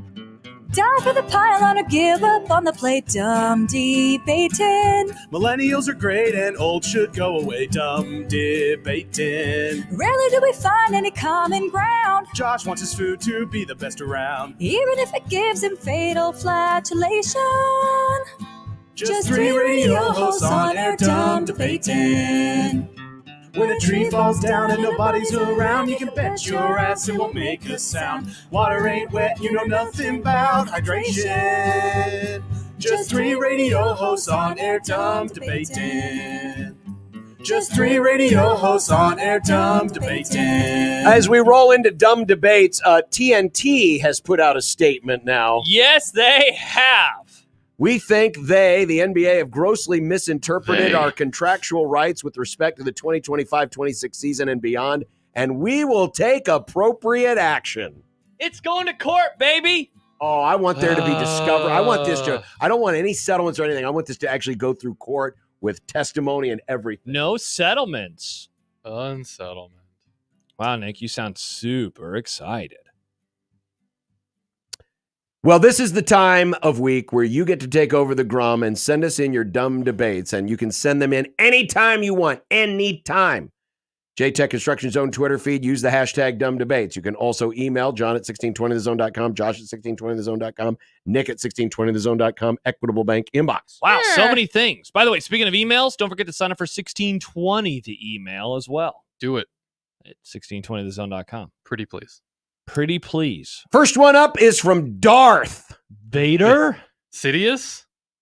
Plagueis Is it annoying to you when Yes. someone uses the wrong word to describe something, but still the same context or meaning, such I was as, going to say. I have to use the bathroom instead of I have to use the restroom. There's no bathroom in public, sir, but a restroom. Yeah. That's a little too pedantic. Yeah. It might be, But you get triggered by it? No, but I have often thought that to myself. We know, like we're at a bar or a restaurant or at a sporting event, and I, get up from the table and I tell the wife, I need to use the bathroom. Well, it's really not a bathroom. It's a restroom. It's a restroom. Yeah, but I feel like it's become so interchangeable. Well, It's you a matter of rest in there. preference. We should give it a different name. Like a bathroom. I need to use the urination room. Why Or don't the we call poop- it the loo? the poop room? We could call it the loo. Again, why are we Dr. trying Lou, to copy Dr. the French Lou. all the time? I mean, I thought that was English. the English call it toilet. I mean, that's fair. Let's I got go to toilet. I have to use the toilet. Yeah, that's what they say. I'm going to the toilet. I don't mind saying I have to use the toilet. Tom Beck could be like, I have to use the stall.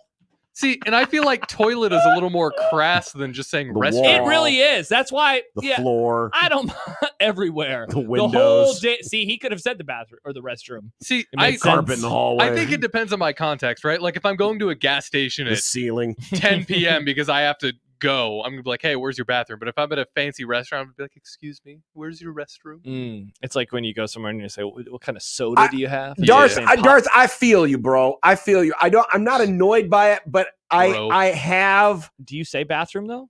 I do, but I always think that I'm using the wrong terminology. You've done that yourself. Is basically what's going on. It's like Oh, saying we're Star Wars. It's like it's like saying I'm going to go for a ride in my truck. I don't own a truck. I own a car, but we understand what you're talking. It's like, well, It's we still had a motor we had a vehicle. former coworker that somebody's like, hey, could you run upstairs and grab whatever it was? And he literally ran. The guy who moved to New Jersey. What was his name? Oh, Stein? Matt Stein. Somebody was like, hey, Matt, could you run upstairs and get whatever we needed? And the guy followed instructions. I mean, so funny. Good on him for running stairs, though. Yeah, definitely. We played that audio earlier, audio from Deshaun Foster, the new coach of UCLA. Yeah. Chris asks, which was worse, this or Frost's last one? I would say it's this, and I would say it's not even. It's not even close. It's not even close. It's not even close. The Frost was awkward, but it was just like, if the shoe fits, the right? Frost one wouldn't have been so bad if he wasn't already on a hot seat and already had an attitude about him, and it was just the way it happened. Yes. You know, if you would have walked to the podium and said, I'm free to take questions. I don't have an opening statement. Yeah. But it was just, you could just tell. And that came, did that happened before? Yeah, because that was his last one. Well, the awkward he and Trev press thing. That was the year before.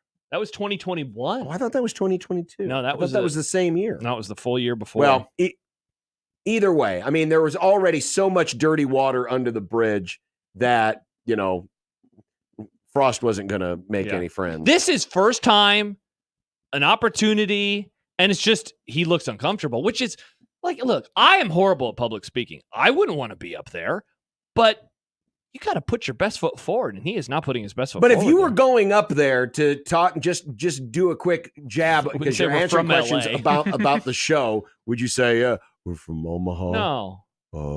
Again, I think he was was a radio trying. show in Omaha, baby. I think he was trying to make a joke. It was just unprepared, and he doesn't know how to deliver. No, he was not making a joke. I stand with John. He was so out of his element there. Yeah, it wasn't very good. It was really, really, really bad.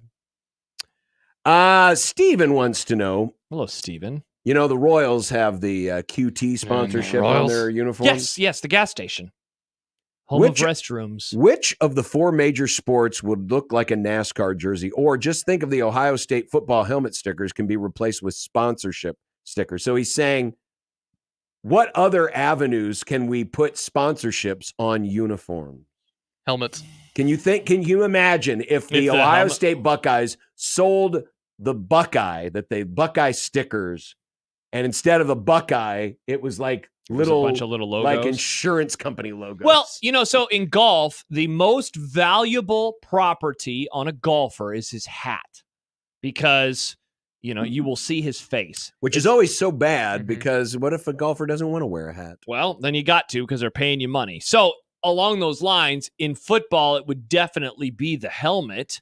I know that you think that soon we're going to have weird, goofy logos at midfield. Do you think a team would ever stoop that low? So I don't think wear a helmet with a Burger King logo on it. Like it wouldn't replace the main logo on the helmet, because that would be insane. But if they're going to do it at midfield, a lot of real estate on a helmet. Put it on the back. Yeah. What if how they never used to do this, or the top. But now teams put like logos or sayings or things on that, on the back neckline. Racism. The back neckline, of the helmet. Yeah. Could you envision a team selling that sponsorship? I guess that would make sense. Now, you wouldn't see the front of their face, but you'd see the logo. You'd see that logo all the time. I mean, yeah, exactly. That's all it matters. Right, because again, just seeing the logo. It's football. You're always seeing, because there's always close-ups. Yeah. There's always close-ups. And so that would be a valuable piece of real estate, especially on an NFL helmet. Oh, definitely. Then the obvious one would be a baseball hat. Even, what about like legs? Like on the legs of football players on the side? I mean, I don't know. Look, NASCAR uniforms have crap all over themselves. So like, from that perspective, there is nothing that you couldn't put a sponsorship on. But I think the value on a guy's leg would definitely be lessened. You want it to be on something that you will see a lot. Baseball, it's the hat or the jersey. Well, I mean, do we think that American sports uniforms eventually get like soccer as uniforms? Gaudy as soccer uniforms? Yeah, because soccer uniforms are the logo of who sponsors them mainly. And then it's like the breast area.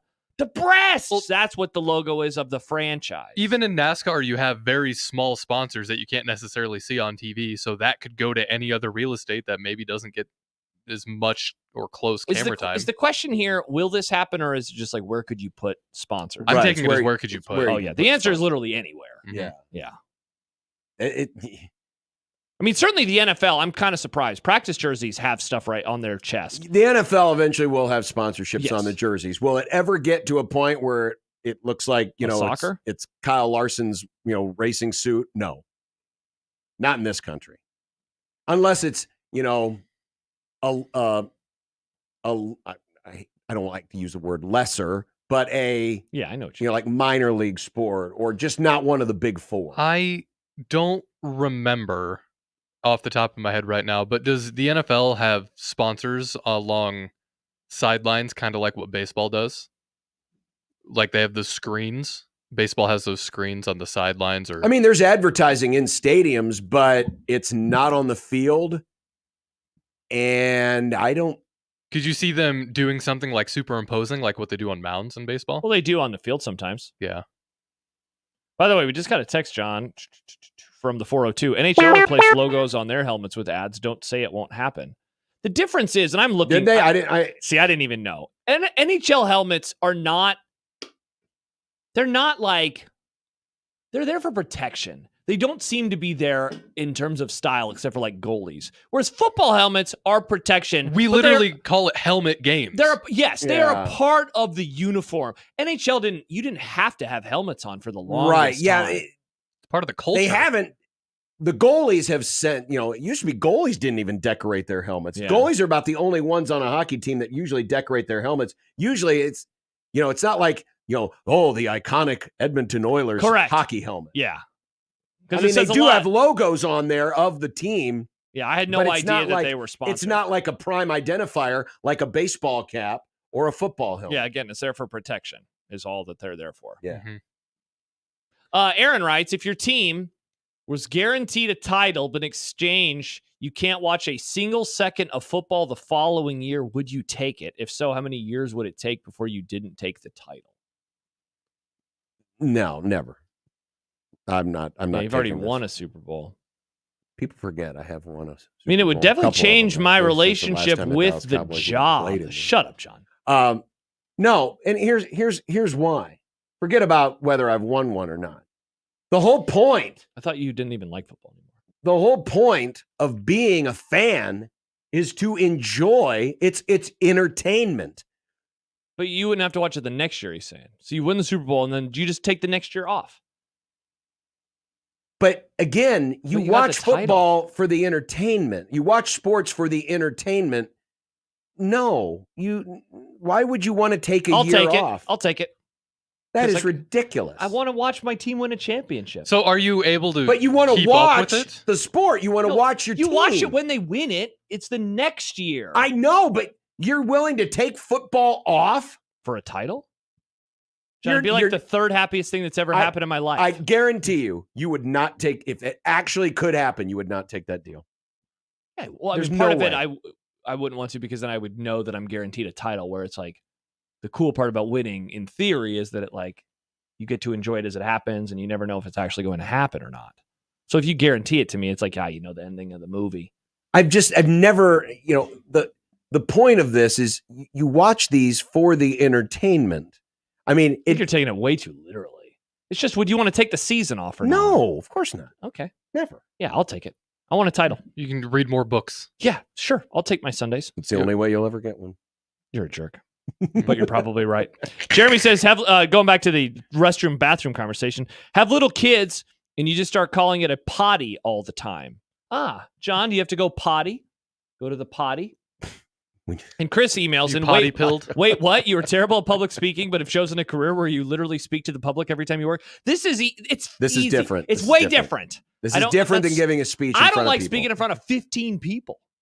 15 people is a lot. Yeah. But in here, I can see the numbers. I know how many people are watching or listening. Yeah. And also, it's fine. We're all just talking to each other. Yeah, in just reality. hanging out in a room. We're just talking to each other, hanging out with you guys, and you just hear it. Yeah. Jason says, too bad John's Rams took the year after they won the Super Bowl off. Oh, that's true. They got hurt. Yeah. They got hurt. Remember that whole offseason? He kept calling them Buffalo overrated. And then they won by weren't they? Well, how many Super Bowls did they appear in? 0. Hey, but they're still good. So they were Buffalo overrated. Hey, man, he played Joe Burrow and Patrick Mahomes. It's hard to beat those guys. When you said potty all the time, that reminds me that, when I'm walking Wrigley, and she's always stopping and, squat, dogs. Piss are. gal. Yeah, they just like to Piss pill. They like to Wrigley, get down. and occasionally, and this reminds me that our movie club selection this week is Beverly Hills Cop. Oh, man, Axel crap. I still got Foley, to watch that. starring Eddie Murphy. Eddie Murphy famously had a famous top 40 song that was "Party All the Time." My girl, she's potty. And so I will do this. When Wrigley's on one of her runs where it seems like we're squatting every other house, I'm like, Wrigley likes to Potty all the time, potty all the time. Dogs potty all and the their time. ability to just pee a million times. It's They incredible. need to mark that Don't- territory. Just go. You could be done. Yes. Dude, doctors would love dogs if they ever had to have pee tests. Yeah. They could just do it on command. They really can. Like, here Except you when go. you're like wanting to go inside. Go potty. Banks, go potty. I'm guessing neither of you two have seen the movie Back to School, starring Rodney Dangerfield. No. Late No. 90s, late 80s. No. All right, well, then I'll be the only one that can answer this question from Oh, Ray. the disrespect. Who had the better twist and shout performance, Ferris Bueller, or Thornton Mellon? See, Rodney Dangerfield played a middle-aged guy who goes back to school. He's a millionaire who goes back to school. And they don't give him any And disrespect, right? basically turns, tries to make the school a party school. The answer is Ferris Bueller. Oh, it's easily. The whole city of Chicago's dancing. Even his dad's That's dancing. a lot of twisting and shouting. Oh, yeah. Shake it up, baby, now. Shake on, it come up, on, come on, baby. come on, come on, baby now. It's one of the iconic movie scenes of the 80s. It really, dude, that is one of the iconic movie scenes ever. That is so good. Yeah. Next, we have, let's see. I'm trying to find it. Chris asks, in what era/decade do you think crowds started to participate in college football? Watching the game of the century, every time Nebraska's on offense, it's quiet as hell. When did crowd noise become a thing for the sport? Was it quiet, or was it just that the mics were bad? I think it was just bad mics. Yeah, that'd be my guess. Oklahoma fans had to have made noise. I mean, right? when I guess there used to be. I mean, when I penalties. listen back to the radio broadcast, Lyle Bremser's radio broadcast, I mean, there's crowd noise, but it's not. They had it was- shotgun mics at least, right? It was different Booms. in that it didn't seem like people were like, I mean, yes, when a big moment would happen, there would be anticipation. People would stand. There'd be some noise. Honey, look down there. But there wasn't this organized, hey, everybody, get on your feet and make a lot Stand of up noise and for the shout? Do yes. the twist. And so, Ba-da. yeah, you didn't have that. And so once you started to make the game day more of a production and encourage people to make noise, people forget you would have been really annoyed during this era. But there was an era during the 80s where the quarterback, and this happened in the pros too, especially in Denver, where the quarterback could just say, hey, my guys can't hear. And the referees would have to get on the crowd mic and say, we need the crowd to be quiet so that the team can That execute is the so snap count." wild. I mean, it used to be a thing. That is so stupid. And it was always funny because they would never penalize the offense or the home team. They would just stall play, reset the play clock, and then the fans would only get louder and louder. And When did that rule this go is away? back. It wasn't really a rule. It was just kind of a courtesy. That's so wild. Right? And this was back before teams did the silent count. Right? Mhm. I mean, they really relied on the hut one, hut two hike, the cadence. And it would be so annoying because, the referee would get on the mic and tell the Bronco fans, hey, you got to, we need quiet in the stadium so that the team can snap the ball. And inevitably they would boo first the ref. And then Vinny Testaverde or, Bernie Kosar or whoever would come up to the line of scrimmage. And guess what the Bronco fans would do? They'd get louder. It was so annoying. That is so weird. It was so stupid. But yeah, I mean, that's a good, I don't know when when it went from, I mean, we're talking that was in the early to mid 80s when those things were happening. Yeah. And, Jordan says they respected their opponents back then. It wasn't so much that, it was just that fan behavior was just different.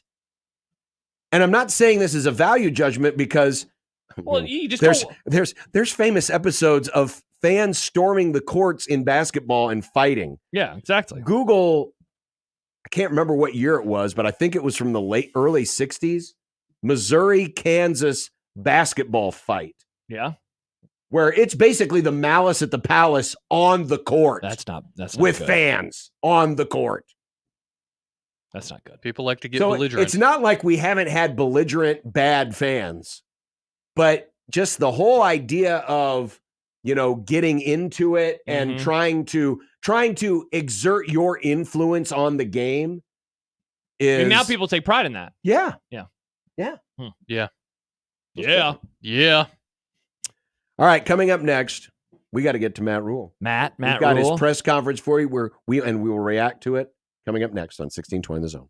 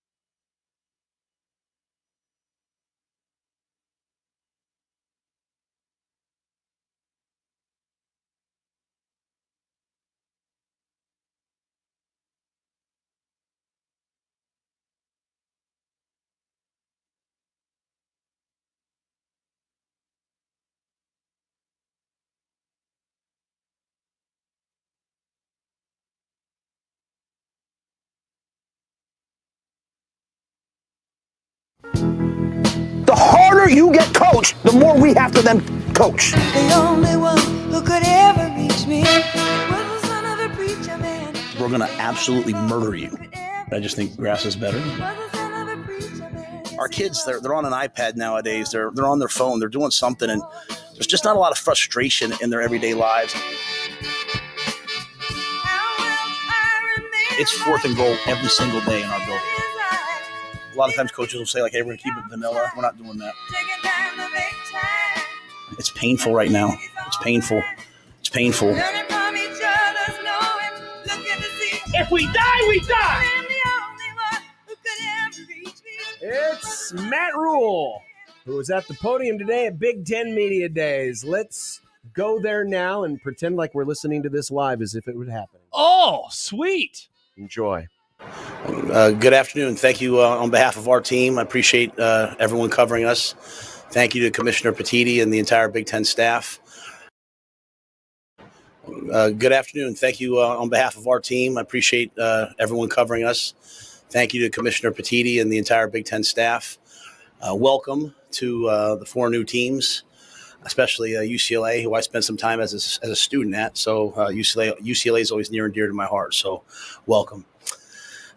Very, very proud to represent the University of Nebraska. We brought 3 of our best student athletes here, Ty Robinson, Isaac Gifford, and Ben Scott.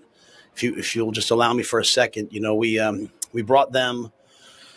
They're all college graduates, over 94 starts, working on their master's degrees. But if anything else, in a day and age in college football where everyone's always talking about who's transferring out, talking about recruiting, these guys and a couple others made the decision to come back and not go to the NFL but play another year. So I'm so grateful to them. I think what we'll see in this new era of college football is the teams that can stay together and have veteran staffs, veteran teams are going to be really good. And I think they've given us a chance to have a really good team this year. So grateful to them. It's been an exciting time for us. It's a great time to be a Husker. Troy Dannon coming in and taking over, I think, has really brought a positive energy to the athletic department. 5 Big Ten championships this year in the athletic department, multiple athletes representing us in the Olympics. Finished 22nd in the all sports standings. And so now it's our time to do our part. We think we have a really good team, and we think that we're a team that people are going to have to deal with this year. And I've liked the way that they've worked. We finished the semester with a 3.241 cumulative GPA, the highest in school history. The guys are getting it done in the weight room. They're getting it done in the classroom. Now we've got to get it done on Saturdays. So with that, I'll take your questions. Coach, we got first row on your right side. Coach Lynn Harrington, State Line Par 5. How you doing today? Good. How are you? I'm all right. So let's talk about last season. It's no mystery.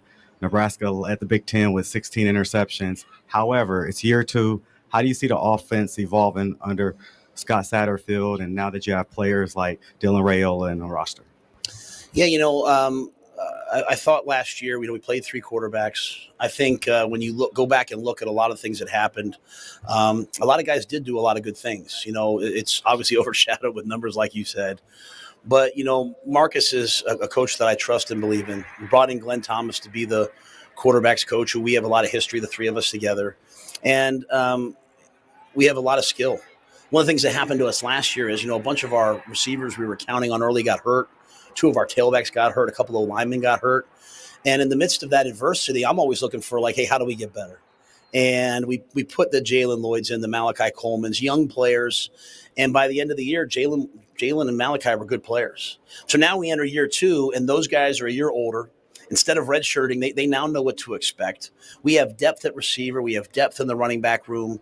We went out and recruited some really good players. We brought some guys in the portal like Isaiah Nayor and Jamal Banks. So we have a deep receiver room, and we have a deep running back room. We have a veteran offensive line, and we have 3 quarterbacks that we know can play. And so I expect us to be great on defense, and I expect us to make a real jump on offense.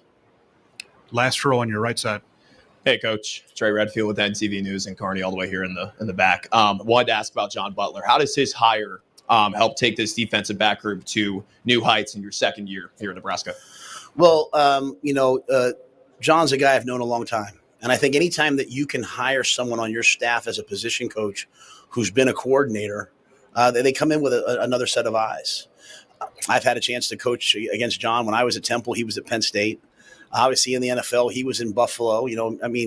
Just think about in recruiting for those guys who want to go to the NFL and they're talking to us. I've been in those draft rooms, but John's coached Micah Hyde.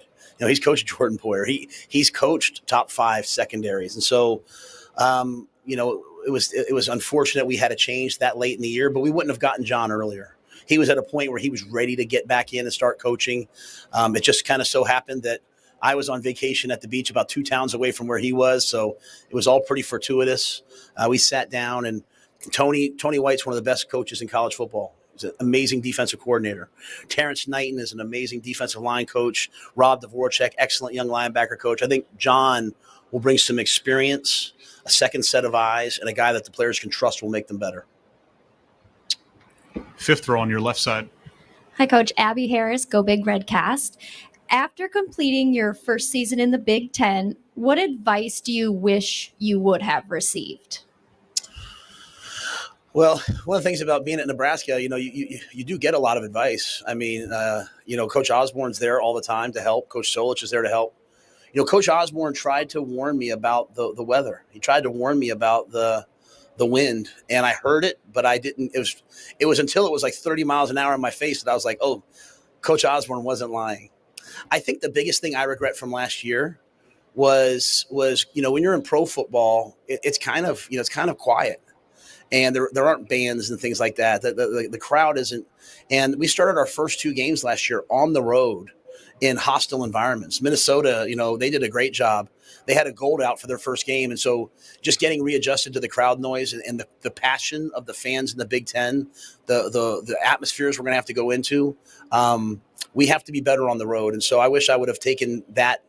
I would have taken that to heart and gotten that advice. But I am so blessed. I mean, I get to coach college football, and some days I've got George Darlington, legendary secondary coach. I mean, I might have Tommy Frazier or Eric Crouch. I might have Coach Osborne there. I might have Coach Solich there. Like it's a football coach's dream. First row on your right side. Kenneth Berry, Touchdown to Tangents. Coach, with all your experience coming from, you go back to the Big 12 and Baylor. Defensively, how excited are you knowing you got all these former Pac-12 schools coming in and they run a lot of up-tempo, and obviously the Big 10 smash mouth football? How excited are you to kind of take on that challenge? And when it comes to just the team, how do you feel like they're kind of really leaning into your message? And do you feel like it's similar to when you kind of had that big breakout season at Baylor? Yeah, I think you can tell when a team is ready to make the turn in their body language, in the way that they walk around the building. It's just confidence. For young people nowadays, there's nothing more than confidence. There's such a fear of failure because everything's evaluated. And I think when I walk through our locker rooms and I walk through our weight rooms and I walk out in the field, I see a confident team. I see a team that understands that games are going to come down to the final seconds, and the narrative about close losses, we're going to turn that into close wins. In terms of the teams coming in from the West Coast, I don't want to speak for them.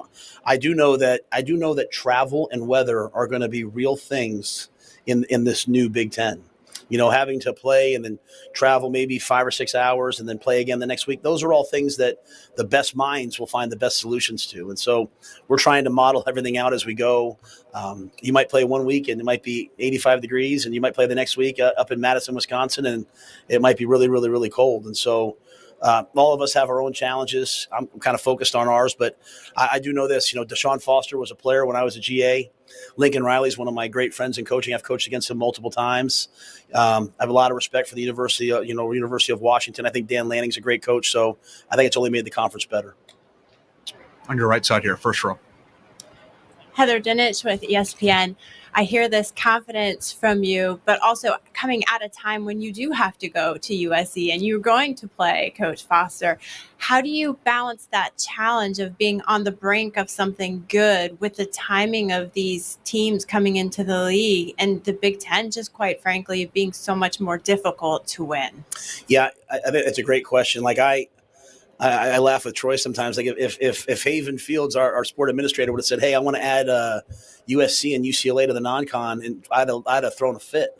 Like, I'm not playing those guys. Well, here they are. So I think when you look at the Big Ten, you're playing 9 conference games.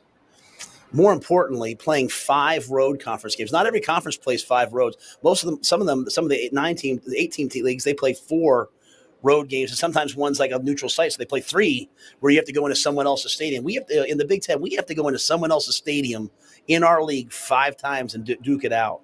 So, but I think we'll have a lot of access to the college football playoff. And I think 4 teams from this league should get in every year because this is the best league. This is the NFL of college football in my mind. It stretches from coast to coast, different time zones, different weather.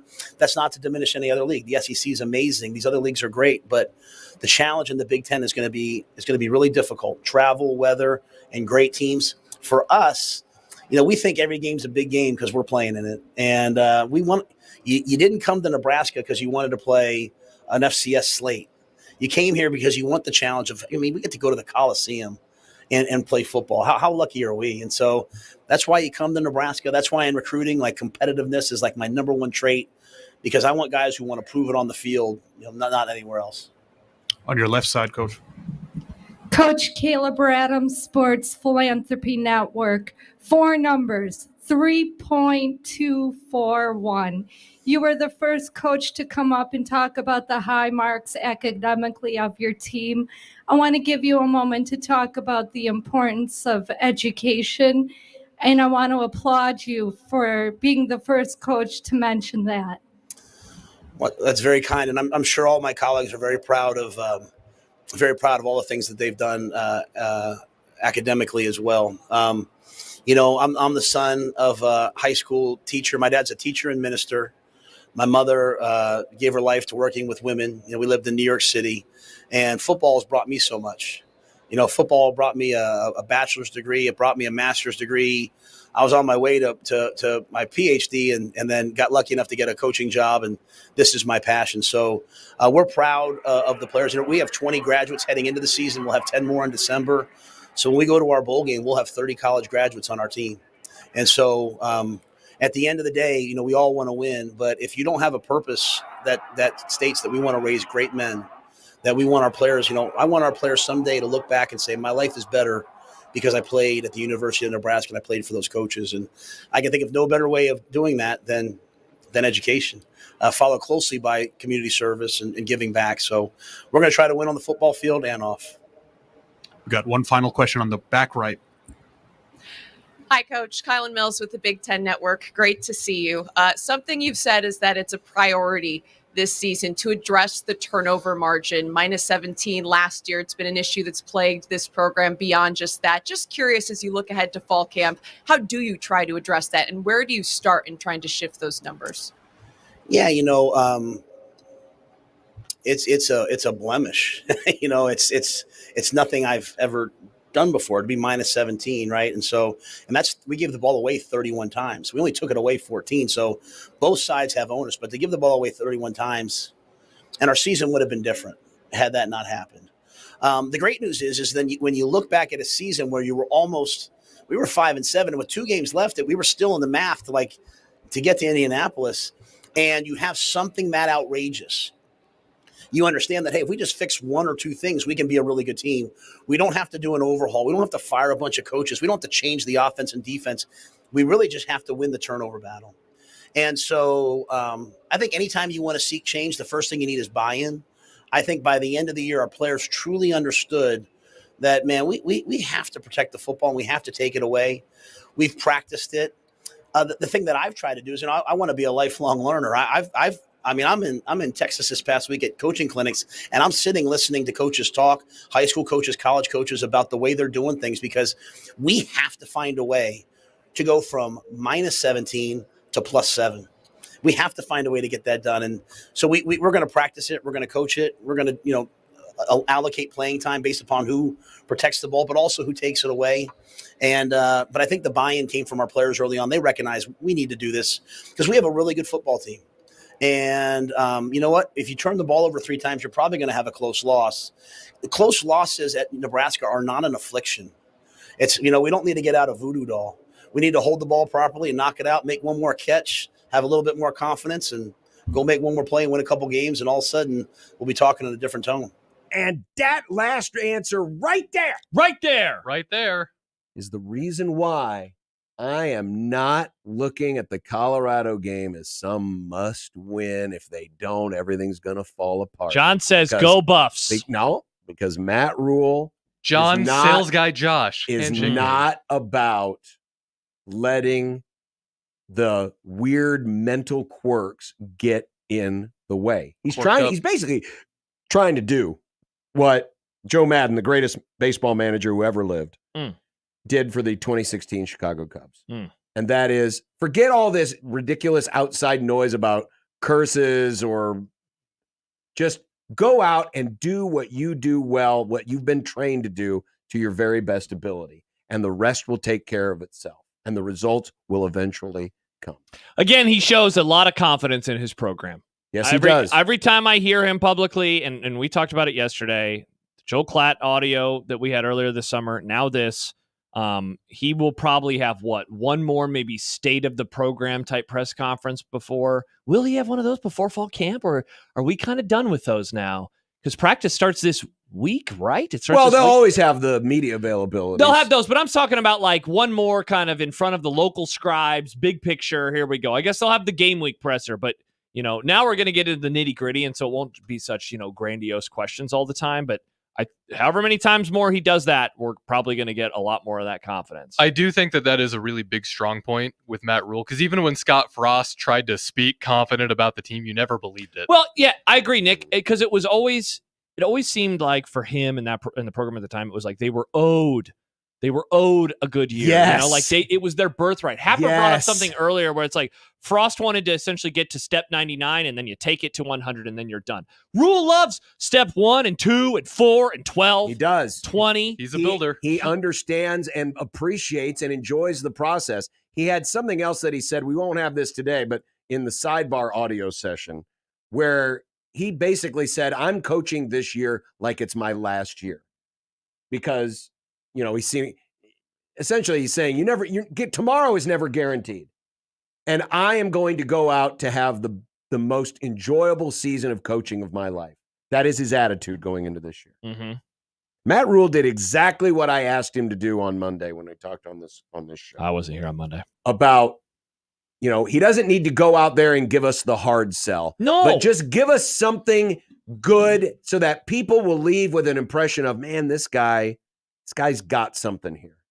And that's, I think, what they accomplished. He's also very deft at answering the quarterback question. Like, he is still pretending that it will be, not Dylan. We all know, but I think he's just very good at how he answers all of those questions. The answer will come in time. It will indeed. Coming up next, we've got some content. And in said content, what do we got?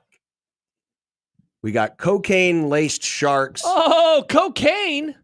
Sharks. I've never seen cocaine Bill before. Belichick and the Olympics. That sounds like a party. Bill Belichick over, cocaine on the table, and watching the Olympics? That sounds terrible. Bill Belichick versus a coked up shark at the Olympics. Wow, that sounds like a cool event. Really bad. Sounds like a cool event. 16:20 The Zone.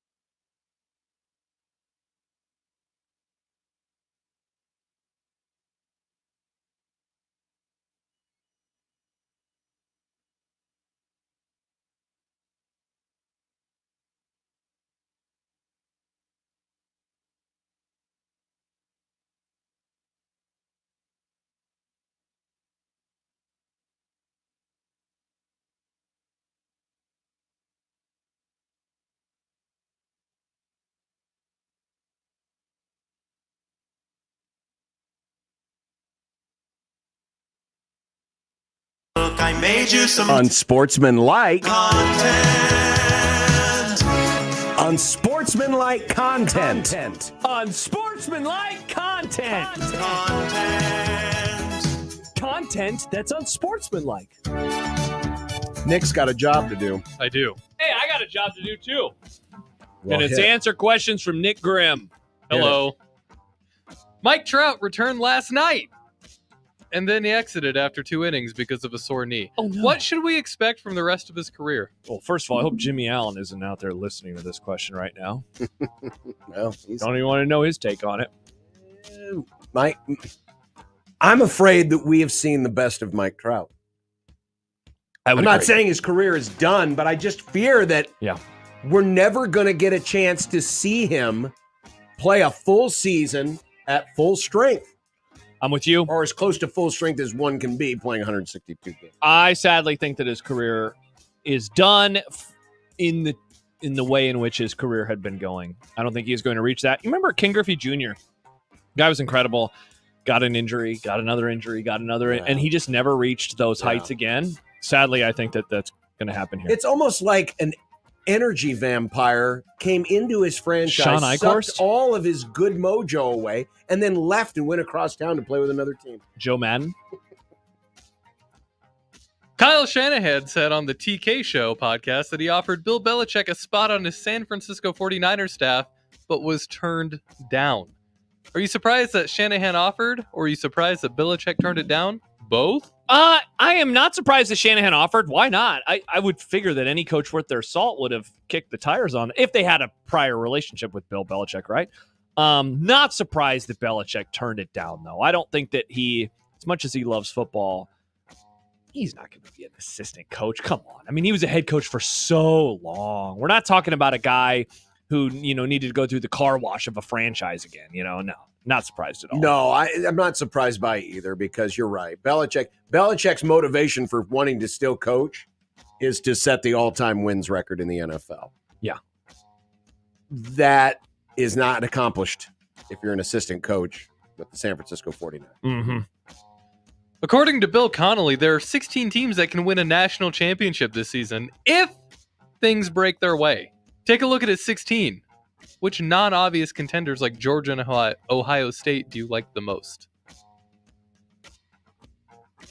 I don't really have a great answer because this is going to be such a unique year. We don't know how teams are going to react to having to play playoffs, actual playoffs, and how things are going to break out in terms of matchups. I mean, now we have to look at this kind of similar to how we look at the baseball playoffs or the NFL playoffs, where it's about drawing the right matchups. And so you're not going to give an answer? All right, nerd. I'll give you some teams to watch out for. No, it's just, I mean, yeah. Well, I literally could just read Bill's article and read all 16. No, who do you like? Who do you like? I will attempt to have an answer for you on Monday. Monday? That That's is a in tease. 5 days. That is a tease. Teasing to a Monday Grum on a Wednesday? Well, it's almost like planning on what you're going to eat for your birthday, even though it's months out. Wings. At least for this, I'm having to do some work towards that mean. He's not having to do any work. The chickens that are going to be sacrificed to feed him on his birthday, September 5th, by the way, are still running free somewhere. Oh, those chickens are going to be in my tum-tum in a little bit. By the way, my answer, I'll give you a couple. Ole Miss is a team, because I have done research, because I've listened to many preview podcasts. I like Ole Miss. Here's a sneaky dark horse for you, John. The Tennessee Volunteers with Josh Heupel as their head coach. I like both of those teams. I think that they're going to have some firepower. Will I pick them to win the national championship? Of course not. But I think one of those two teams is going to make it to the college football playoff. I got some takes. I've done some research, and I'm going to eat wings on my birthday. Nice. Of a chicken who's still alive. I hope that chicken enjoys the rest of its life before it's dead. The Rams did what needed to be done to make Super Bowl champion Matthew Stafford happy so he could arrive to camp. The Cowboys did not do what needed to be done to make wildcard game runner-up CeeDee Lamb happy enough to want to come to practice. Explain these two moves by your two teams. Don't appreciate getting picked on so much lately about the Cowboys. You do it to yourself. You keep wearing their garbage in here. You're wearing your garbage Cubs hat. They suck. They're horrible. 2016 World Series champions. That's 100 years The ago Cubs now. have won as many Super Bowls as the Cowboys have in the last 28 years. That's 100 years ago, John. I don't know. You want to get me to go on a rant? What the hell are they doing? I don't know. I don't understand this. I get that the we talked a little bit about Dak on Jan 6th in July, where it just there's a part of me that thinks that this is going to be his last season in Dallas. What the hell are they doing with CeeDee Lamb? Jerry Jones is speaking in weird Dan riddles. We're waiting for the leaves to fall off of trees. Tips and tricks. It's frustrating. Why'd they sign the Matthew Stafford? Because they wanted to be their quarterback. Duh. I don't have a copy of the Dallas Cowboys Constitution in front of me. Do they have a 25th Amendment? MAGA. Do they have a 25th Amendment? Oh, yes. Can we get him out of there? Please. Send it on your letterhead. Give it to Steven. Oh, my gosh. Why are old people always in power? They're so old.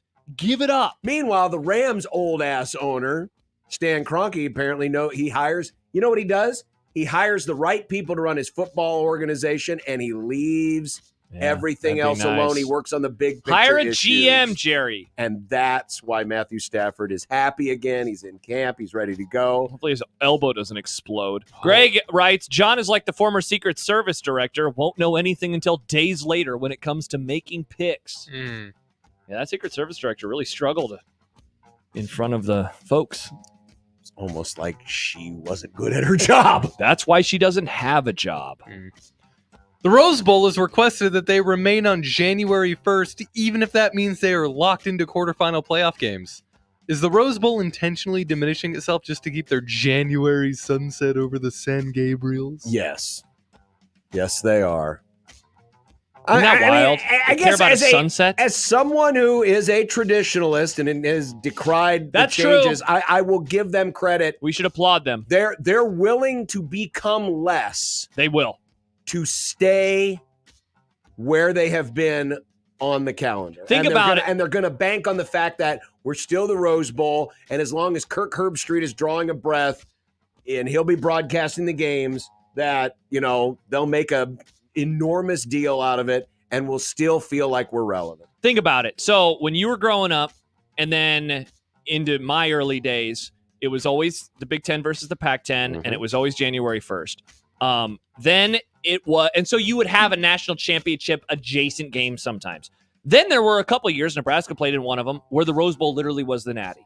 Then they added that extra BCS championship game, which again was still played at the Rose Bowl. Then it got a little bit lessened by being a semifinal, and now they're lessening themselves by being a quarterfinal.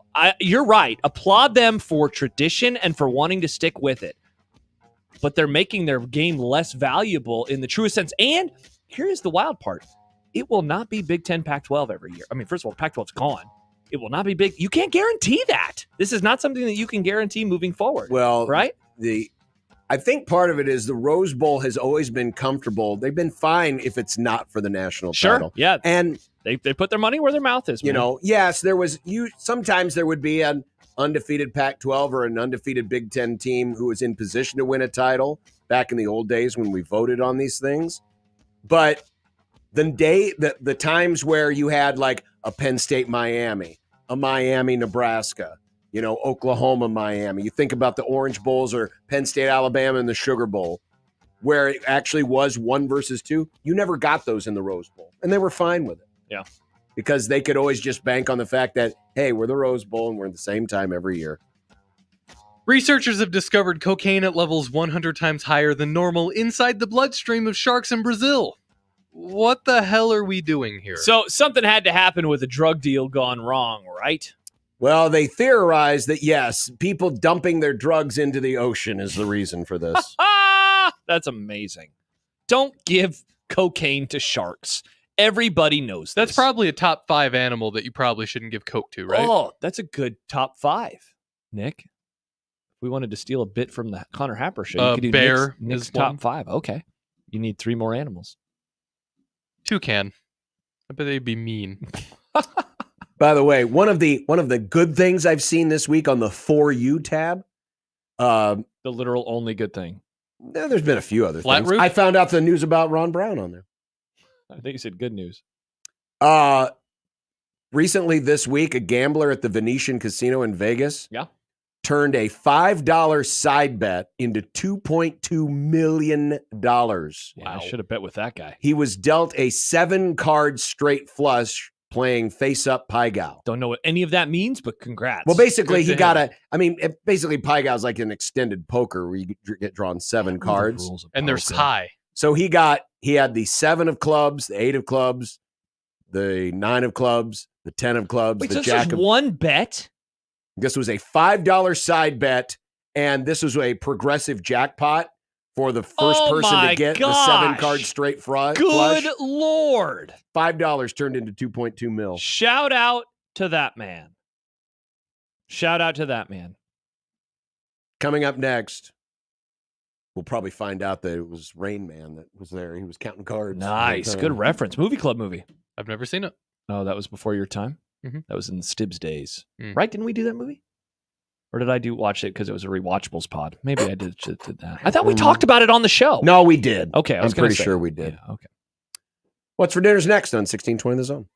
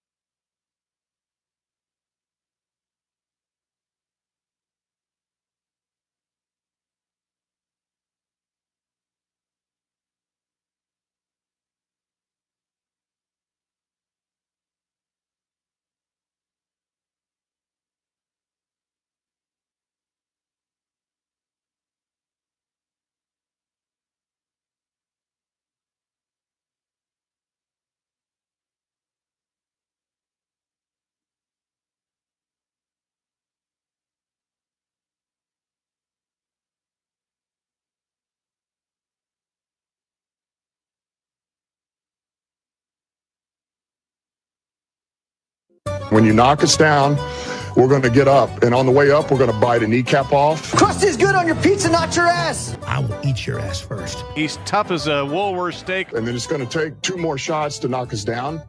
All right. And on the way up, we're going to take your other kneecap. I'm ready to hang them up, gut them, and skin them, and chop them up. And you know what? I'm ready. My daughters aren't starving to death. I'll eat my neighbors. And we're going to get up, and then it's going to take 3 shots to get us down. And when we do, we're going to take another hunk out of you. Cliff, what are you going to take away as your best memory from playing basketball at Boston College?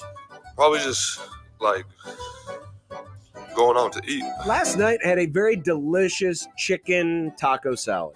Oh man, the burrito bowl that I made with leftover enchiladas was very tasty. Yeah, you get the chicken. It had the seasoning, the spices on it, and the black beans and the lettuce. And I had forgotten. The wife said the cheese was in the refrigerator. I didn't even put cheese on it. I could have had cheese on it, but the spicy ranch dressing. And then you crumble up the Dorito chips. Nice. Hell yeah. It was very good. I have no idea what I'm going to have. This is one of those rare times where I was going to get home and figure out something. I'm on my own for dinner. Baked potato and chicken. I did just have a couple wings, though, via our friend Jimmy Allen. Thank you, Jimmy, for the wings. Yeah, but Josh didn't do it the way it was supposed to be done. And you should have, because you missed out. I did. Delicious. I did it the first one. You should have seen it. It was like watching my son when he was a kid. Christian, you should dip the chips in the salsa, and he would take the little corner of the triangle, and it would just barely touch. I mean, it wouldn't even cause a ripple. It just barely touched the surface of the top of the salsa, and then he would eat it. That's how Josh dipped it into the sauce. Sad. I dipped the next one into the delicious ranch dressing, and it was very like tasty. a child. No, like only children eat ranch dressing all the time. Like an like adult. ranch dressing. I mean, it's good. Just like Pop Rocks are good, but I don't have all the time. Pop Rocks aren't good. We are going to a show tonight, so I don't know. We'll figure something. Probably A show, like a concert? Yes. Like a musical act? Yes. What band? A Day to Remember. Don't know that band. Perhaps he's going to watch someone speak. A Day to... Oh, Nick, are you going to go watch President B? Yep. Well, Nice. with him, it would be a day to... What? Sam writes, that's just being prudent, making sure the salsa jar lasts a while. Thank you, Sam. That was my son. Bye. Bye.